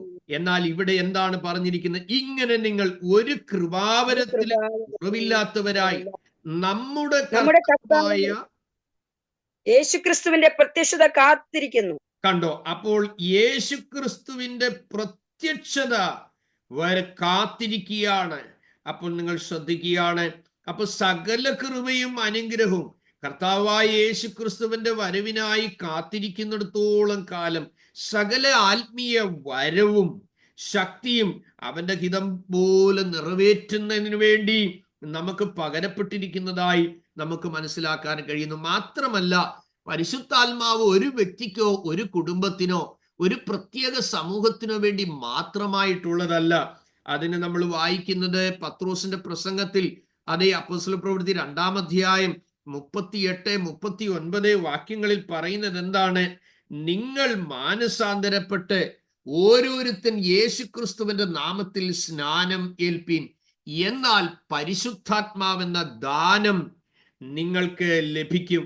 മാത്രമല്ല, പ്രോമിസിനെ കുറിച്ച് പറഞ്ഞിരിക്കുന്നത് ശ്രദ്ധിച്ചാട്ടെ. എന്തെഴുതിയിരിക്കുന്നു? വാഗ്ദത്തം നിങ്ങൾക്ക് മാത്രമല്ല, പിന്നെ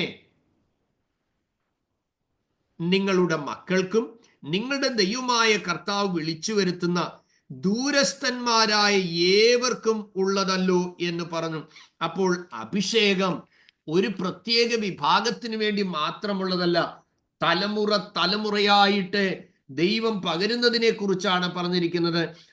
അതിന് നിങ്ങൾ യോവേൽ പ്രവാചകന്റെ പുസ്തകം 2-ാമത്തെ അധ്യായം 28-ാം വാക്യം, സക്കരിയാവിന്റെ പുസ്തകം 12-ാം അധ്യായം അതിന്റെ 10 മുതൽ 13 വരെയുള്ള വാക്യങ്ങളും നമ്മൾ മനസ്സിലാക്കേണ്ടതായിട്ടുണ്ട്. എന്താണ്? യോവേൽ പ്രവാചകന്റെ പുസ്തകത്തിൽ പറഞ്ഞിരുന്നതിന്റെ നിവൃത്തിയായിട്ടാണ് അത് അന്ത്യകാലത്ത് സകല ജഡത്തിന്റെ മേലും എൻ്റെ ആത്മാവിനെ പകരും. സ്തോത്രം.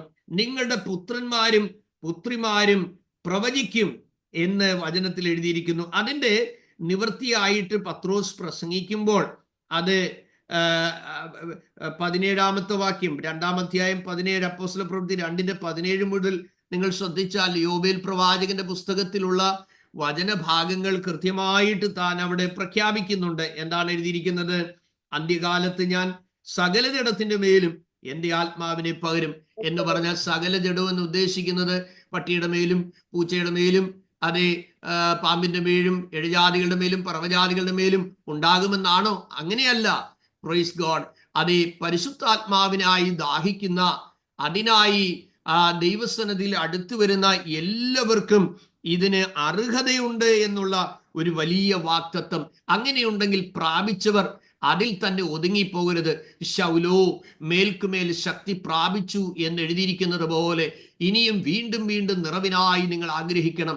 അത് മുട്ടോളമല്ല, അരയോളമല്ല, നീന്തിയിട്ടല്ലാതെ കടപ്പാൻ കഴിയാത്ത ഒരു വലിയ ആത്മനദിക്കായി നിങ്ങൾ പ്രാർത്ഥിക്കണം. ദൈവമക്കളെ, പരിശുദ്ധാത്മാവ് സ്വബോധത്തിന്റെ ആത്മാവാണ്. Praise God. അത് നിങ്ങൾ തിരിച്ചറിഞ്ഞുകൊള്ളണം. അപ്പോൾ സ്വബോധമില്ലാതെ കാണിക്കുന്ന വിക്രിയകളും അങ്ങനെയുള്ള പ്രവർത്തനങ്ങളും കാര്യങ്ങളും ഒക്കെ കാണുമ്പോൾ പരിശുദ്ധാത്മാവ് ഒരിക്കലും ദൈവനാമം ദുഷിക്കപ്പെടുന്ന ഒരു കാര്യങ്ങളും ചെയ്യത്തില്ല എന്ന് നിങ്ങൾ ഓർത്തുകൊള്ളണം. പരിശുദ്ധാത്മാവിന്റെ പകർച്ച ഒരു സ്ഥലത്തുണ്ടായാൽ അവിടെ സമാധാനം നഷ്ടപ്പെടുകയില്ല, സമാധാനത്തിന്റെ സാന്നിധ്യം കൊണ്ട് നിറയും. സ്വസ്ഥത നഷ്ടപ്പെടുത്തത്തില്ല, സ്വസ്ഥതയുടെ സാന്നിധ്യം കൊണ്ട് നിറയും. Praise God. അവിടെ കലഹത്തിന്റെ ആത്മാവല്ല, അവിടെ സ്നേഹത്തിന്റെ, ഐക്യതയുടെ ഒക്കെ ആത്മാവാണ് പരിശുദ്ധാത്മാവ്. പരിശുദ്ധാത്മാവ് ഒരുവന്റെ മേൽ വന്നു കഴിഞ്ഞാൽ അവനെ പാപത്തെക്കുറിച്ചും നീതിയെക്കുറിച്ചും ന്യായവിധിയെക്കുറിച്ചും ബോധം വരുത്തും എന്നുള്ള കാര്യം ഓർത്തുകൊള്ളണം. പരിശുദ്ധാത്മാവ് ഉപയോഗിക്കുന്ന ഒരു വ്യക്തിക്ക് പാപത്തിലേക്ക് പോകാൻ കഴിയില്ല. കാരണം പരിശുദ്ധാത്മാവ് വിലക്കും. സ്തോത്രം.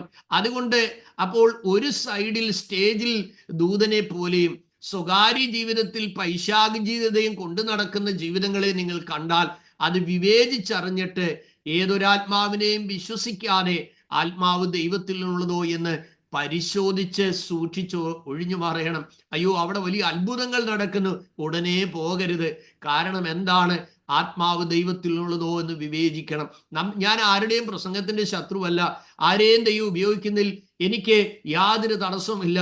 ആര് ദൈവത്തിന്റെ വചനം പ്രസംഗിച്ചാലും എനിക്ക് സന്തോഷമാണ്. പക്ഷെ ഏറ്റവും വലിയൊരു കാര്യം എന്താണെന്നറിയാം? നിങ്ങൾ ഒരുവനെ മതത്തിൽ ചേർക്കാൻ കടലും കരയും ചുറ്റി നടക്കുന്നു, അവനെ ചേർത്ത ശേഷം നിങ്ങളെക്കാൾ ഇരട്ടിച്ച് നരകയോഗ്യനാക്കുന്നു എന്നുള്ള വാക്യം നമ്മൾക്ക് ഓർമ്മയിൽ വരണം.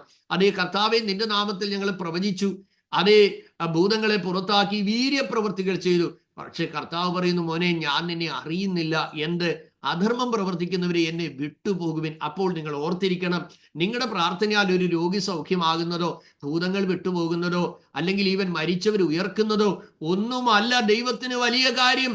നിങ്ങളുടെ പേര് ജീവന്റെ പുസ്തകത്തിൽ എഴുതിയിരിക്കുന്നതാണ് വലിയ കാര്യം. നമ്മൾ വലിയ ശുശ്രൂഷ ചെയ്തിട്ട് നിത്യതയിൽ പോകാതെ നരകത്തിൽ തള്ളപ്പെടുവാനല്ല ദൈവം ആഗ്രഹിക്കുന്നത്.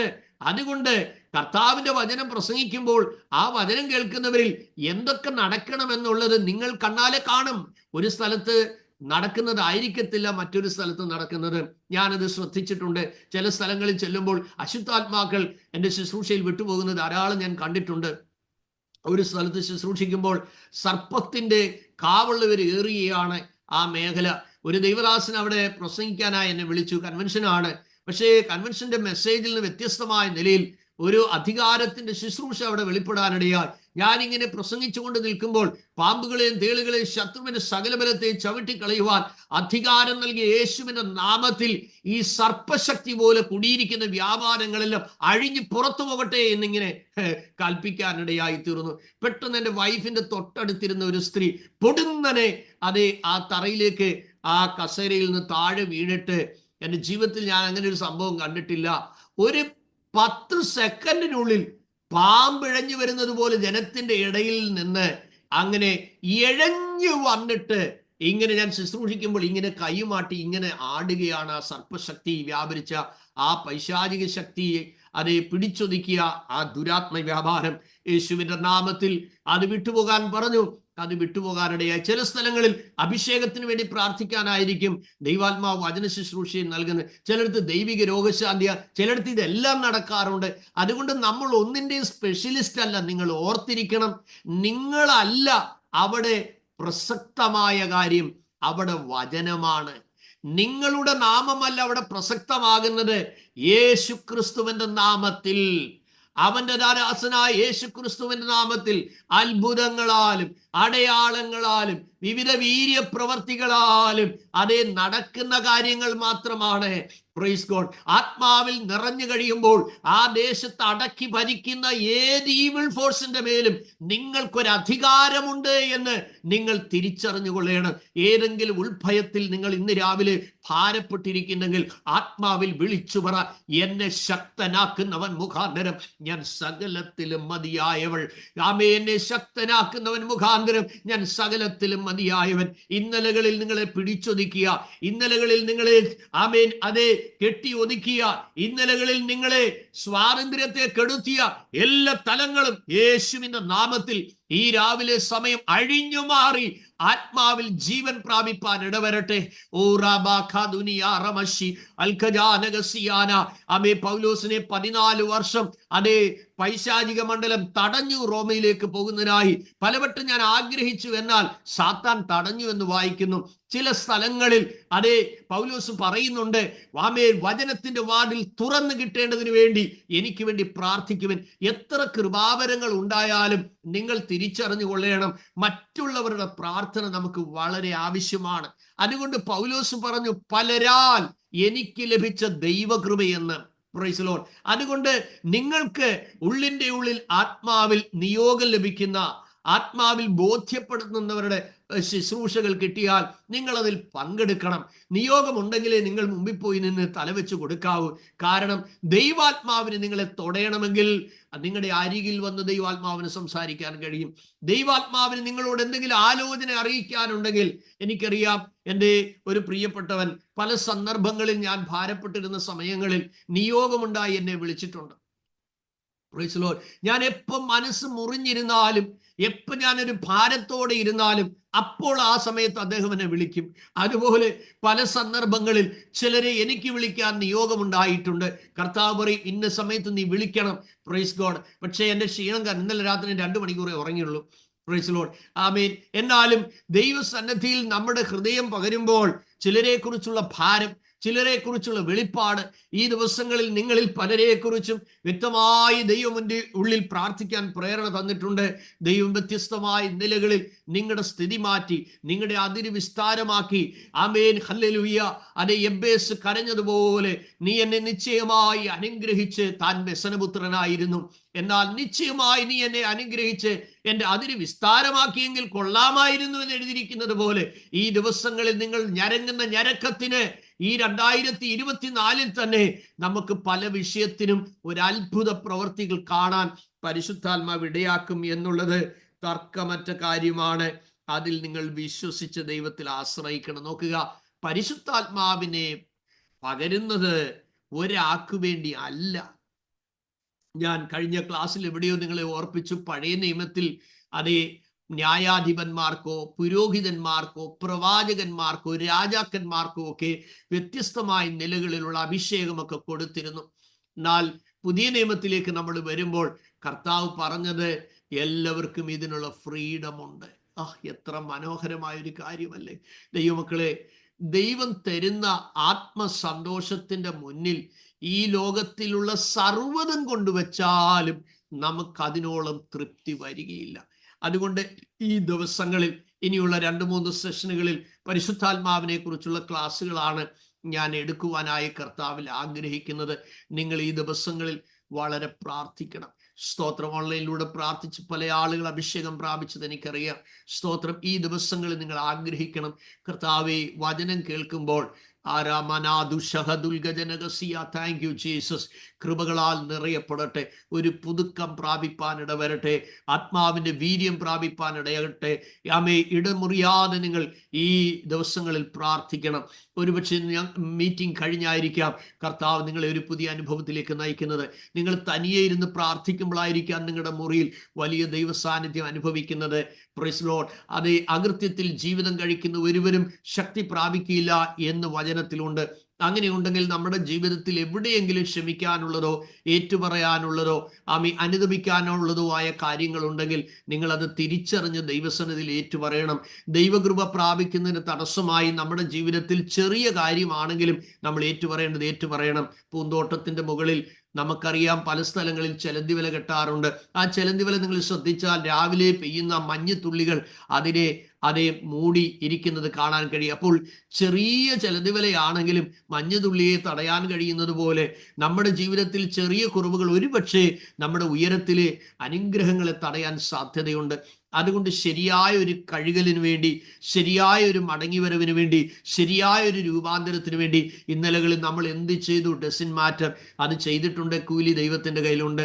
നമ്മൾ വിതച്ചിട്ടുണ്ടോ? അത് 30, 60, 100 മേനിയായി നിങ്ങൾക്കല്ലേ നിങ്ങളുടെ മക്കൾക്ക് വരും, ഇല്ലെങ്കിൽ കൊച്ചുമക്കളുടെ മേൽ വരും. അത് ദൈവത്തിന് വേണ്ടി നിങ്ങൾ എന്ത് ചെയ്തിട്ടുണ്ടെങ്കിലും, ഒരു ഗ്ലാസ് വെള്ളം കൊടുത്തിട്ടുണ്ടോ? മാറിയിരുന്ന് പ്രാർത്ഥിച്ചിട്ടുണ്ടോ? ഉപവസിച്ചിട്ടുണ്ടോ? നിങ്ങളുടെ പരിമിതിയിൽ നിങ്ങളുടെ ആവശ്യത്തിനും നിങ്ങളുടെ മക്കളുടെ ആവശ്യത്തിനും വെച്ചിരുന്നത് എവിടെയെങ്കിലും മിഷൻ ഫീൽഡിലോ ഏതെങ്കിലും ഒരു ദൈവത്തിന്റെ പ്രവർത്തിക്കോ ഏതെങ്കിലും ഒരു ദൈവിക ഉദ്ദേശത്തിനോ നിങ്ങൾ കൊടുത്തിട്ടുണ്ടെങ്കിൽ എൻ്റെ ദൈവം ഒരിക്കലും കടക്കാരനല്ല, ഒരിക്കലും ഒരു നാളും കടക്കാരനല്ല. വചനം പറയുന്ന സന്തോഷത്തോട് കൊടുക്കുന്നവനെ അവൻ അനുഗ്രഹിക്കുന്നു. അമർത്തിക്കുലുക്കി കവിഞ്ഞ ഒരു നല്ല അളവ് നിങ്ങളുടെ മടിയിൽ നൽകുന്ന ദൈവത്തിലുണ്ട്. ദൈവങ്ങളെ കൊടുത്ത് അനുഗ്രഹം പ്രാപിച്ചവനാണ് ഞാൻ. ഇന്നുവരെയും കൊടുക്കുന്ന കൈക്ക് എനിക്ക് മുടക്കം വരുത്തിയിട്ടില്ല. ഞാൻ ഒരിക്കലും കണ്ടിട്ടില്ലാത്തവർ, ഒരിക്കലും അറിഞ്ഞിട്ടില്ലാത്തവർ, ഇന്നുവരെയും എനിക്ക് അവരുടെ ഫോൺ നമ്പരോ അഡ്രസ്സോ അറിയാത്ത പലരും എൻ്റെ ഞെരുക്കങ്ങളിൽ ദൈവം പലരെയും ഉപയോഗിച്ചിട്ടുണ്ട്. ദൈവത്തിന് സ്തോത്രം. എനിക്ക് അവരുടെ പേരറിയത്തില്ല, എനിക്ക് ആളിനെ അറിയത്തില്ല, ആരാ അക്കൗണ്ടിൽ അയച്ചതെന്ന് പോലും അറിയാത്ത പല സന്ദർഭങ്ങളിൽ ഇന്നലകളിലെ മിഷണറി ജീവിതത്തിൽ ഉണ്ടായിട്ടുണ്ട്. ദൈവത്തിന്റെ കയ്യിൽ 1000 വഴികൾ കാണും സഹോദരങ്ങളെ. വഴിയൊന്നുമില്ല എന്ന് നീ വിഷമിക്കരുത്, ഭാരപ്പെടരുത്. ഇന്ന് രാവിലെ സമയം ഞാൻ എൻ്റെ സന്ദേശം ഇവിടെ നിർത്തുകയാണ്. ഈ ദിവസങ്ങളിൽ ഒരു ഒരുക്കത്തോടെ ദൈവസന്നിധിയിൽ കാത്തിരുന്ന്, കർത്താവേ, ഈ അന്ത്യകാലത്ത് നിലനിൽക്കുവാൻ എനിക്ക് വലിയ ദൈവകൃപ ആവശ്യമാണ്. എൻ്റെ അധരം അങ്ങേയ്ക്കായി തുറക്കാൻ ഞാൻ ആഗ്രഹിക്കുന്നു. എൻ്റെ കരം അങ്ങേയ്ക്കായി നീട്ടാൻ ആഗ്രഹിക്കുന്നു. എൻ്റെ പാദങ്ങൾ അങ്ങേയ്ക്കായി സഞ്ചരിപ്പാൻ ആഗ്രഹിക്കുന്നു. എൻ്റെ ഹൃദയം അങ്ങയുടെ വചനം സംഗ്രഹിച്ചു വെക്കാൻ ആഗ്രഹിക്കുന്നു. എൻ്റെ ബുദ്ധി മണ്ഡലങ്ങളിൽ കർത്താവിൻ്റെ രാജ്യത്തിന് വേണ്ടി ചിലത് ചെയ്യുവാൻ എൻ്റെ ഉള്ളം തുടിക്കുന്നു. ഈ ദിവസങ്ങളിൽ സമ്പൂർണ്ണ സമർപ്പണം. റിട്ടയർഡ് ആയിരിക്കുന്നവരോട് പറയുന്നു, അതേ സ്തോത്രം, ഇനിയുള്ള നാളുകൾ കർത്താവിൻ്റെ വേലക്കാർക്ക് വേണ്ടി പ്രാർത്ഥിക്കുവാൻ, വേലസ്ഥലങ്ങളില്ലാത്തവർക്ക് സ്ഥലങ്ങൾക്ക് വേണ്ടി പ്രാർത്ഥിക്കുവാൻ, കഷ്ടം സഹിക്കുന്ന ദൈവദാസന്മാർക്ക് വേണ്ടി, ദൈവമക്കൾക്ക് വേണ്ടി പ്രാർത്ഥിപ്പാൻ, അതേ അത്ഭുതങ്ങളും അടയാളങ്ങളും വിവിധ വീര്യപ്രവൃത്തികളും ഈ അന്ത്യകാലത്ത് നടക്കേണ്ടതിന് വേണ്ടി നിരന്തരം മുട്ടിപ്പായി പ്രാർത്ഥിക്കാൻ എനിക്ക് നിങ്ങളോട് പറയാനുള്ളത്, സദാ പ്രാർത്ഥനയുടെ ഒരു ആത്മാവ് നിങ്ങളെ ഭരിക്കട്ടെ. എപ്പോഴും പ്രാർത്ഥിക്കുന്ന ഒരു ശീലം നമ്മളിൽ ഉണ്ടാകട്ടെ. എപ്പോഴും നമ്മുടെ ഉള്ളം ദൈവവുമായി ജാഗരിച്ചുകൊണ്ട് നടക്കുന്ന ഒരു അനുഭവം ഉണ്ടാകട്ടെ. സങ്കീർത്തനങ്ങളാലും സ്തുതികളാലും ആത്മീയ ഗീതങ്ങളാലും പാടി ദൈവത്തെ മഹത്വപ്പെടുത്തി നടക്കുന്ന ഒരു അനുഭവം നമ്മളിൽ ഉണ്ടാകട്ടെ. യേശുവിന്റെ രക്തത്തിൽ ജയം, യേശുവിന്റെ രക്തത്താൽ ജയം. എല്ലാവരും ഒരുമിച്ച് അല്പനേരം പ്രാർത്ഥിക്കാൻ തയ്യാറാകട്ടെ. Praise God, hallelujah. നമ്മുടെ ഈ 77ാമത്തെ സെഷൻ വരെയും എത്തിച്ചേരുവാൻ സർവകൃപാലുവായ ദൈവം സഹായിച്ചല്ലോ. ഓരോ സെഷനിലും ദൈവത്തിന്റെ വചനം പരിശുദ്ധാത്മാവിന്റെ നിയോഗത്താൽ നമ്മളോട് ഇടപെട്ട ഭാഗങ്ങളെ നമുക്ക് വീണ്ടും വീണ്ടും ആവർത്തിച്ച് നിങ്ങൾക്ക് കേൾക്കുവാൻ ഇടവരട്ടെ. വീണ്ടും വീണ്ടും നമ്മുടെ സമർപ്പണം ഓരോ ദിവസവും പരിശോധിപ്പാൻ. ഒരു പുത്തൻ വീട് പണിതാൽ ആമേൻ, അത് ക്ലീനിങ്ങോടാണ് നമ്മൾ അകത്ത് കയറുന്നത്. പക്ഷേ ഒരാഴ്ച തൂക്കാതിരുന്നു കഴിഞ്ഞാൽ അവിടെ പൊടിപടലങ്ങൾ വരും. നിങ്ങൾ വാരിയിട്ട പൊടികളല്ല അത്. പക്ഷേ അതിനകത്ത് അത് എപ്പോഴും ക്ലീനിങ് ആവശ്യമാണ്. നാം അറിഞ്ഞാലും അറിഞ്ഞില്ലേലും ഇതിനകത്തൊക്കെ പറ്റിപ്പിടിക്കും. നാം ഈ ലോകത്ത് ജീവിക്കുന്നത് ഒരു മ്ലേച്ഛതയുടെ ലോകത്തിലാണ്. ആമേൻ, പാപം നിറഞ്ഞ ഒരു ലോകത്തിലാണ്. അതുകൊണ്ട് നമ്മൾ ഈ ലോകത്തിൽ ജീവിക്കുമ്പോൾ അതേ പലപ്പോഴും നമ്മുടെ ജീവിതത്തിൽ അറിഞ്ഞോ അറിയാതെയോ ഒക്കെ നമ്മുടെ ജീവിതത്തിൽ കുറവുകൾ വരാം, പോരായ്മകൾ വരാം, ആകായ്മകൾ വരാം, വീഴ്ചകൾ വരാം, താഴ്ചകൾ വരാം, കുറവുകൾ വരാം, കുറ്റങ്ങൾ വരാം. സംസാരത്തിൽ വരാം, നോട്ടത്തിൽ വരാം, ചിന്തയിൽ വരാം, ഇടപെടലിൽ വരാം, സംസർഗത്തിൽ വരാം, കൊടുക്കൽ വാങ്ങൽ വരാം, ശുശ്രൂഷയിൽ വരാം, കുഞ്ഞുങ്ങളോടുള്ള ബന്ധത്തിൽ വരാം, ജീവിത പങ്കാളിയോടുള്ള ബന്ധത്തിൽ വരാം, സഹോദരങ്ങളുടെ ഇടയിൽ ഉണ്ടാകാം. പക്ഷേ അതിനെല്ലാം നമ്മൾ തിരിച്ചറിഞ്ഞ് നമ്മുടെ നിത്യതയ്ക്ക് തടസ്സമായി ഇതൊന്നും തീരുവാനിട വരാതെ ശരിയായ നിലകളിലുള്ള ഏറ്റുപറച്ചിലും അനുതാപവും ഓരോ നിമിഷവും നമുക്കുണ്ടെങ്കിൽ നിലനിൽക്കുന്ന ഉണർവ് നമ്മളിൽ നിലനിന്നുകൊണ്ടേയിരിക്കും. ഒരിക്കൽ പ്രാപിച്ചത് നമ്മുടെ ഭോഷത്വത്തിൽ അമേൻ ശിംശോനെ പോലെ തകർന്നു പോകാനല്ല, ദൈവം പകർന്നിരിക്കുന്നതെല്ലാം വിലപ്പെട്ടതാണെന്ന് മനസ്സിലാക്കി നമ്മുടെ നോട്ടം, സംസാരം, പ്രവൃത്തികളെല്ലാം അമേൻ വളരെ സൂക്ഷ്മതയോടെ തന്നെ പോകുവാനുള്ള തികഞ്ഞ ദൈവകൃപയ്ക്കായി നമ്മെ ദൈവകരങ്ങളിലേക്ക് സമ്പൂർണമായി സമർപ്പിച്ച് നമുക്ക് ഏൽപ്പിച്ചു കൊടുക്കാം. പ്രാർത്ഥനയ്ക്കായി നമ്മളെ ദൈവകരങ്ങളിലേക്ക് ഏൽപ്പിക്കാം. യേശുവിന്റെ രക്തം ചെയ്യും ഷതുരാമാനാറകൾ ഖനദുനകടകശസി അനു പ്രാർത്ഥിച്ചാട്ടെ. യേശുവിന്റെ നാമത്തിൽ ചെയ്യും അനുജയൊക്കെ പ്രാർത്ഥിച്ചാട്ടെ. Thank you Jesus. Oh praise God, praise God, praise God. നന്ദി കർത്താവേ, നന്ദി കർത്താവേ. Praise God, praise God, praise God. Jaimon Mathew പ്രാർത്ഥിച്ചാട്ടെ. Thank you Lord Jesus. Oh praise God, praise God, praise God, praise God. Jaimon Mathew, can you pray? Yes. No, വർക്കില്ല pastor. ഓ വർക്കില്ല അല്ലേ? Okay okay. Praise God, praise God. Sini പ്രാർത്ഥിക്കാമോ? Jesus, thank you Lord. Father God, we praise you, we praise you, we praise you, we praise you, we praise you, we praise you. Thank you Jesus, thank you Jesus. നന്ദി കർത്താവേ, നന്ദി കർത്താവേ, നന്ദി കർത്താവേ, നന്ദി കർത്താവേ, നന്ദി കർത്താവേ. Annamma Varghese പ്രാർത്ഥിക്കാമോ? Praise Jesus, hallelujah. നന്ദി കർത്താവേ, നന്ദി കർത്താവേ. Annamma Varghese, thank you my Lord. എന്താ പറഞ്ഞാട്ടെ? ഞാൻ കേട്ടില്ല. 1 minute. പോലും പറഞ്ഞാട്ടെ. ജോലോ പവിത്രാത്മാ പയാ നെയ് ബലോങ്കിൽ പ്രാർത്ഥന കരും. എനിക്ക് വേണ്ടി എനിക്കും ഒത്തിരി കിട്ടാനുണ്ട് പാസ്റ്ററെ. ഞാൻ പ്രാർത്ഥിക്കാം. എന്നാലും കാരുണ്യവാനായ ദൈവമേ, കർത്താവേ, ഞാൻ എത്രമാത്രം ഞാൻ ആഗ്രഹിക്കുന്നു കർത്താവേ. ദൈവമേ, പരിശുദ്ധാത്മാവിനാൽ നിറയുവാൻ കർത്താവേ, പരിശുദ്ധാത്മാവിന്റെ അഭിഷേകത്തിൽ ജീവിക്കുവാൻ കർത്താവേ, ആ പരിശുദ്ധാത്മാവിന്റെ നിയന്ത്രണത്തിൽ കർത്താവേ നയിക്കുന്നത് പോലെ ജീവിക്കാൻ വളരെ ആഗ്രഹിക്കുന്ന കർത്താവേ. അപ്പാ, നീ എന്നോട് പല പ്രാവശ്യം സംസാരിച്ചു, നീ എന്നെ തൊട്ട് കർത്താവേ. എന്നാൽ ഞാൻ സാറ്റിസ്ഫൈഡ് അല്ല കർത്താവേ. I want more of you master God. കർത്താവേ, ദൈവമേ, പരിശുദ്ധാത്മാവ് അഭിഷേകം പ്രാപിച്ചിട്ടില്ലാത്ത ഓരോ മെമ്പറിന് വേണ്ടി ഞാൻ പ്രാർത്ഥിക്കുന്ന കർത്താവേ.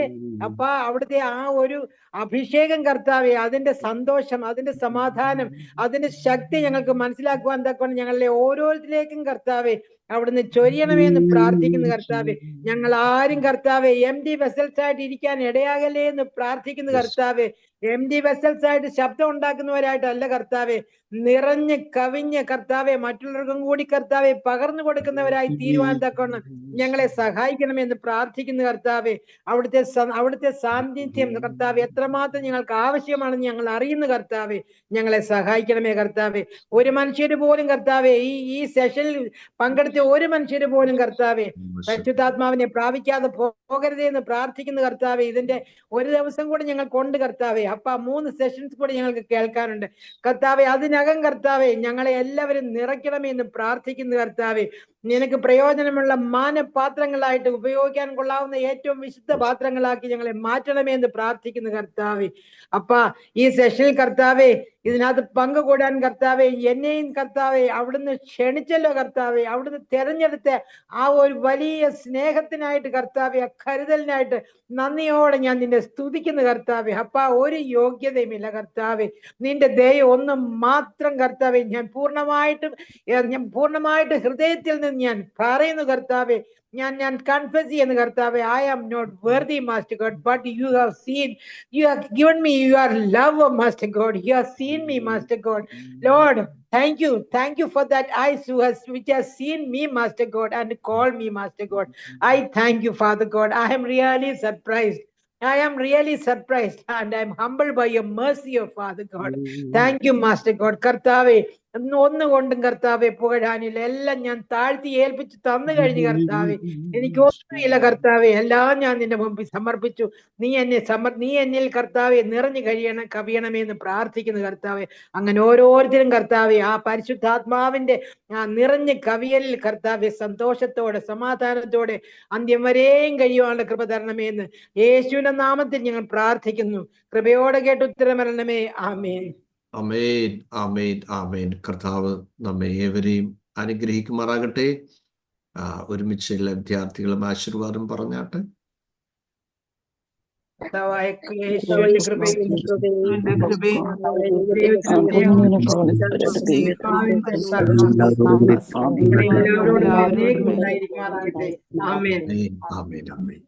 God bless you everyone.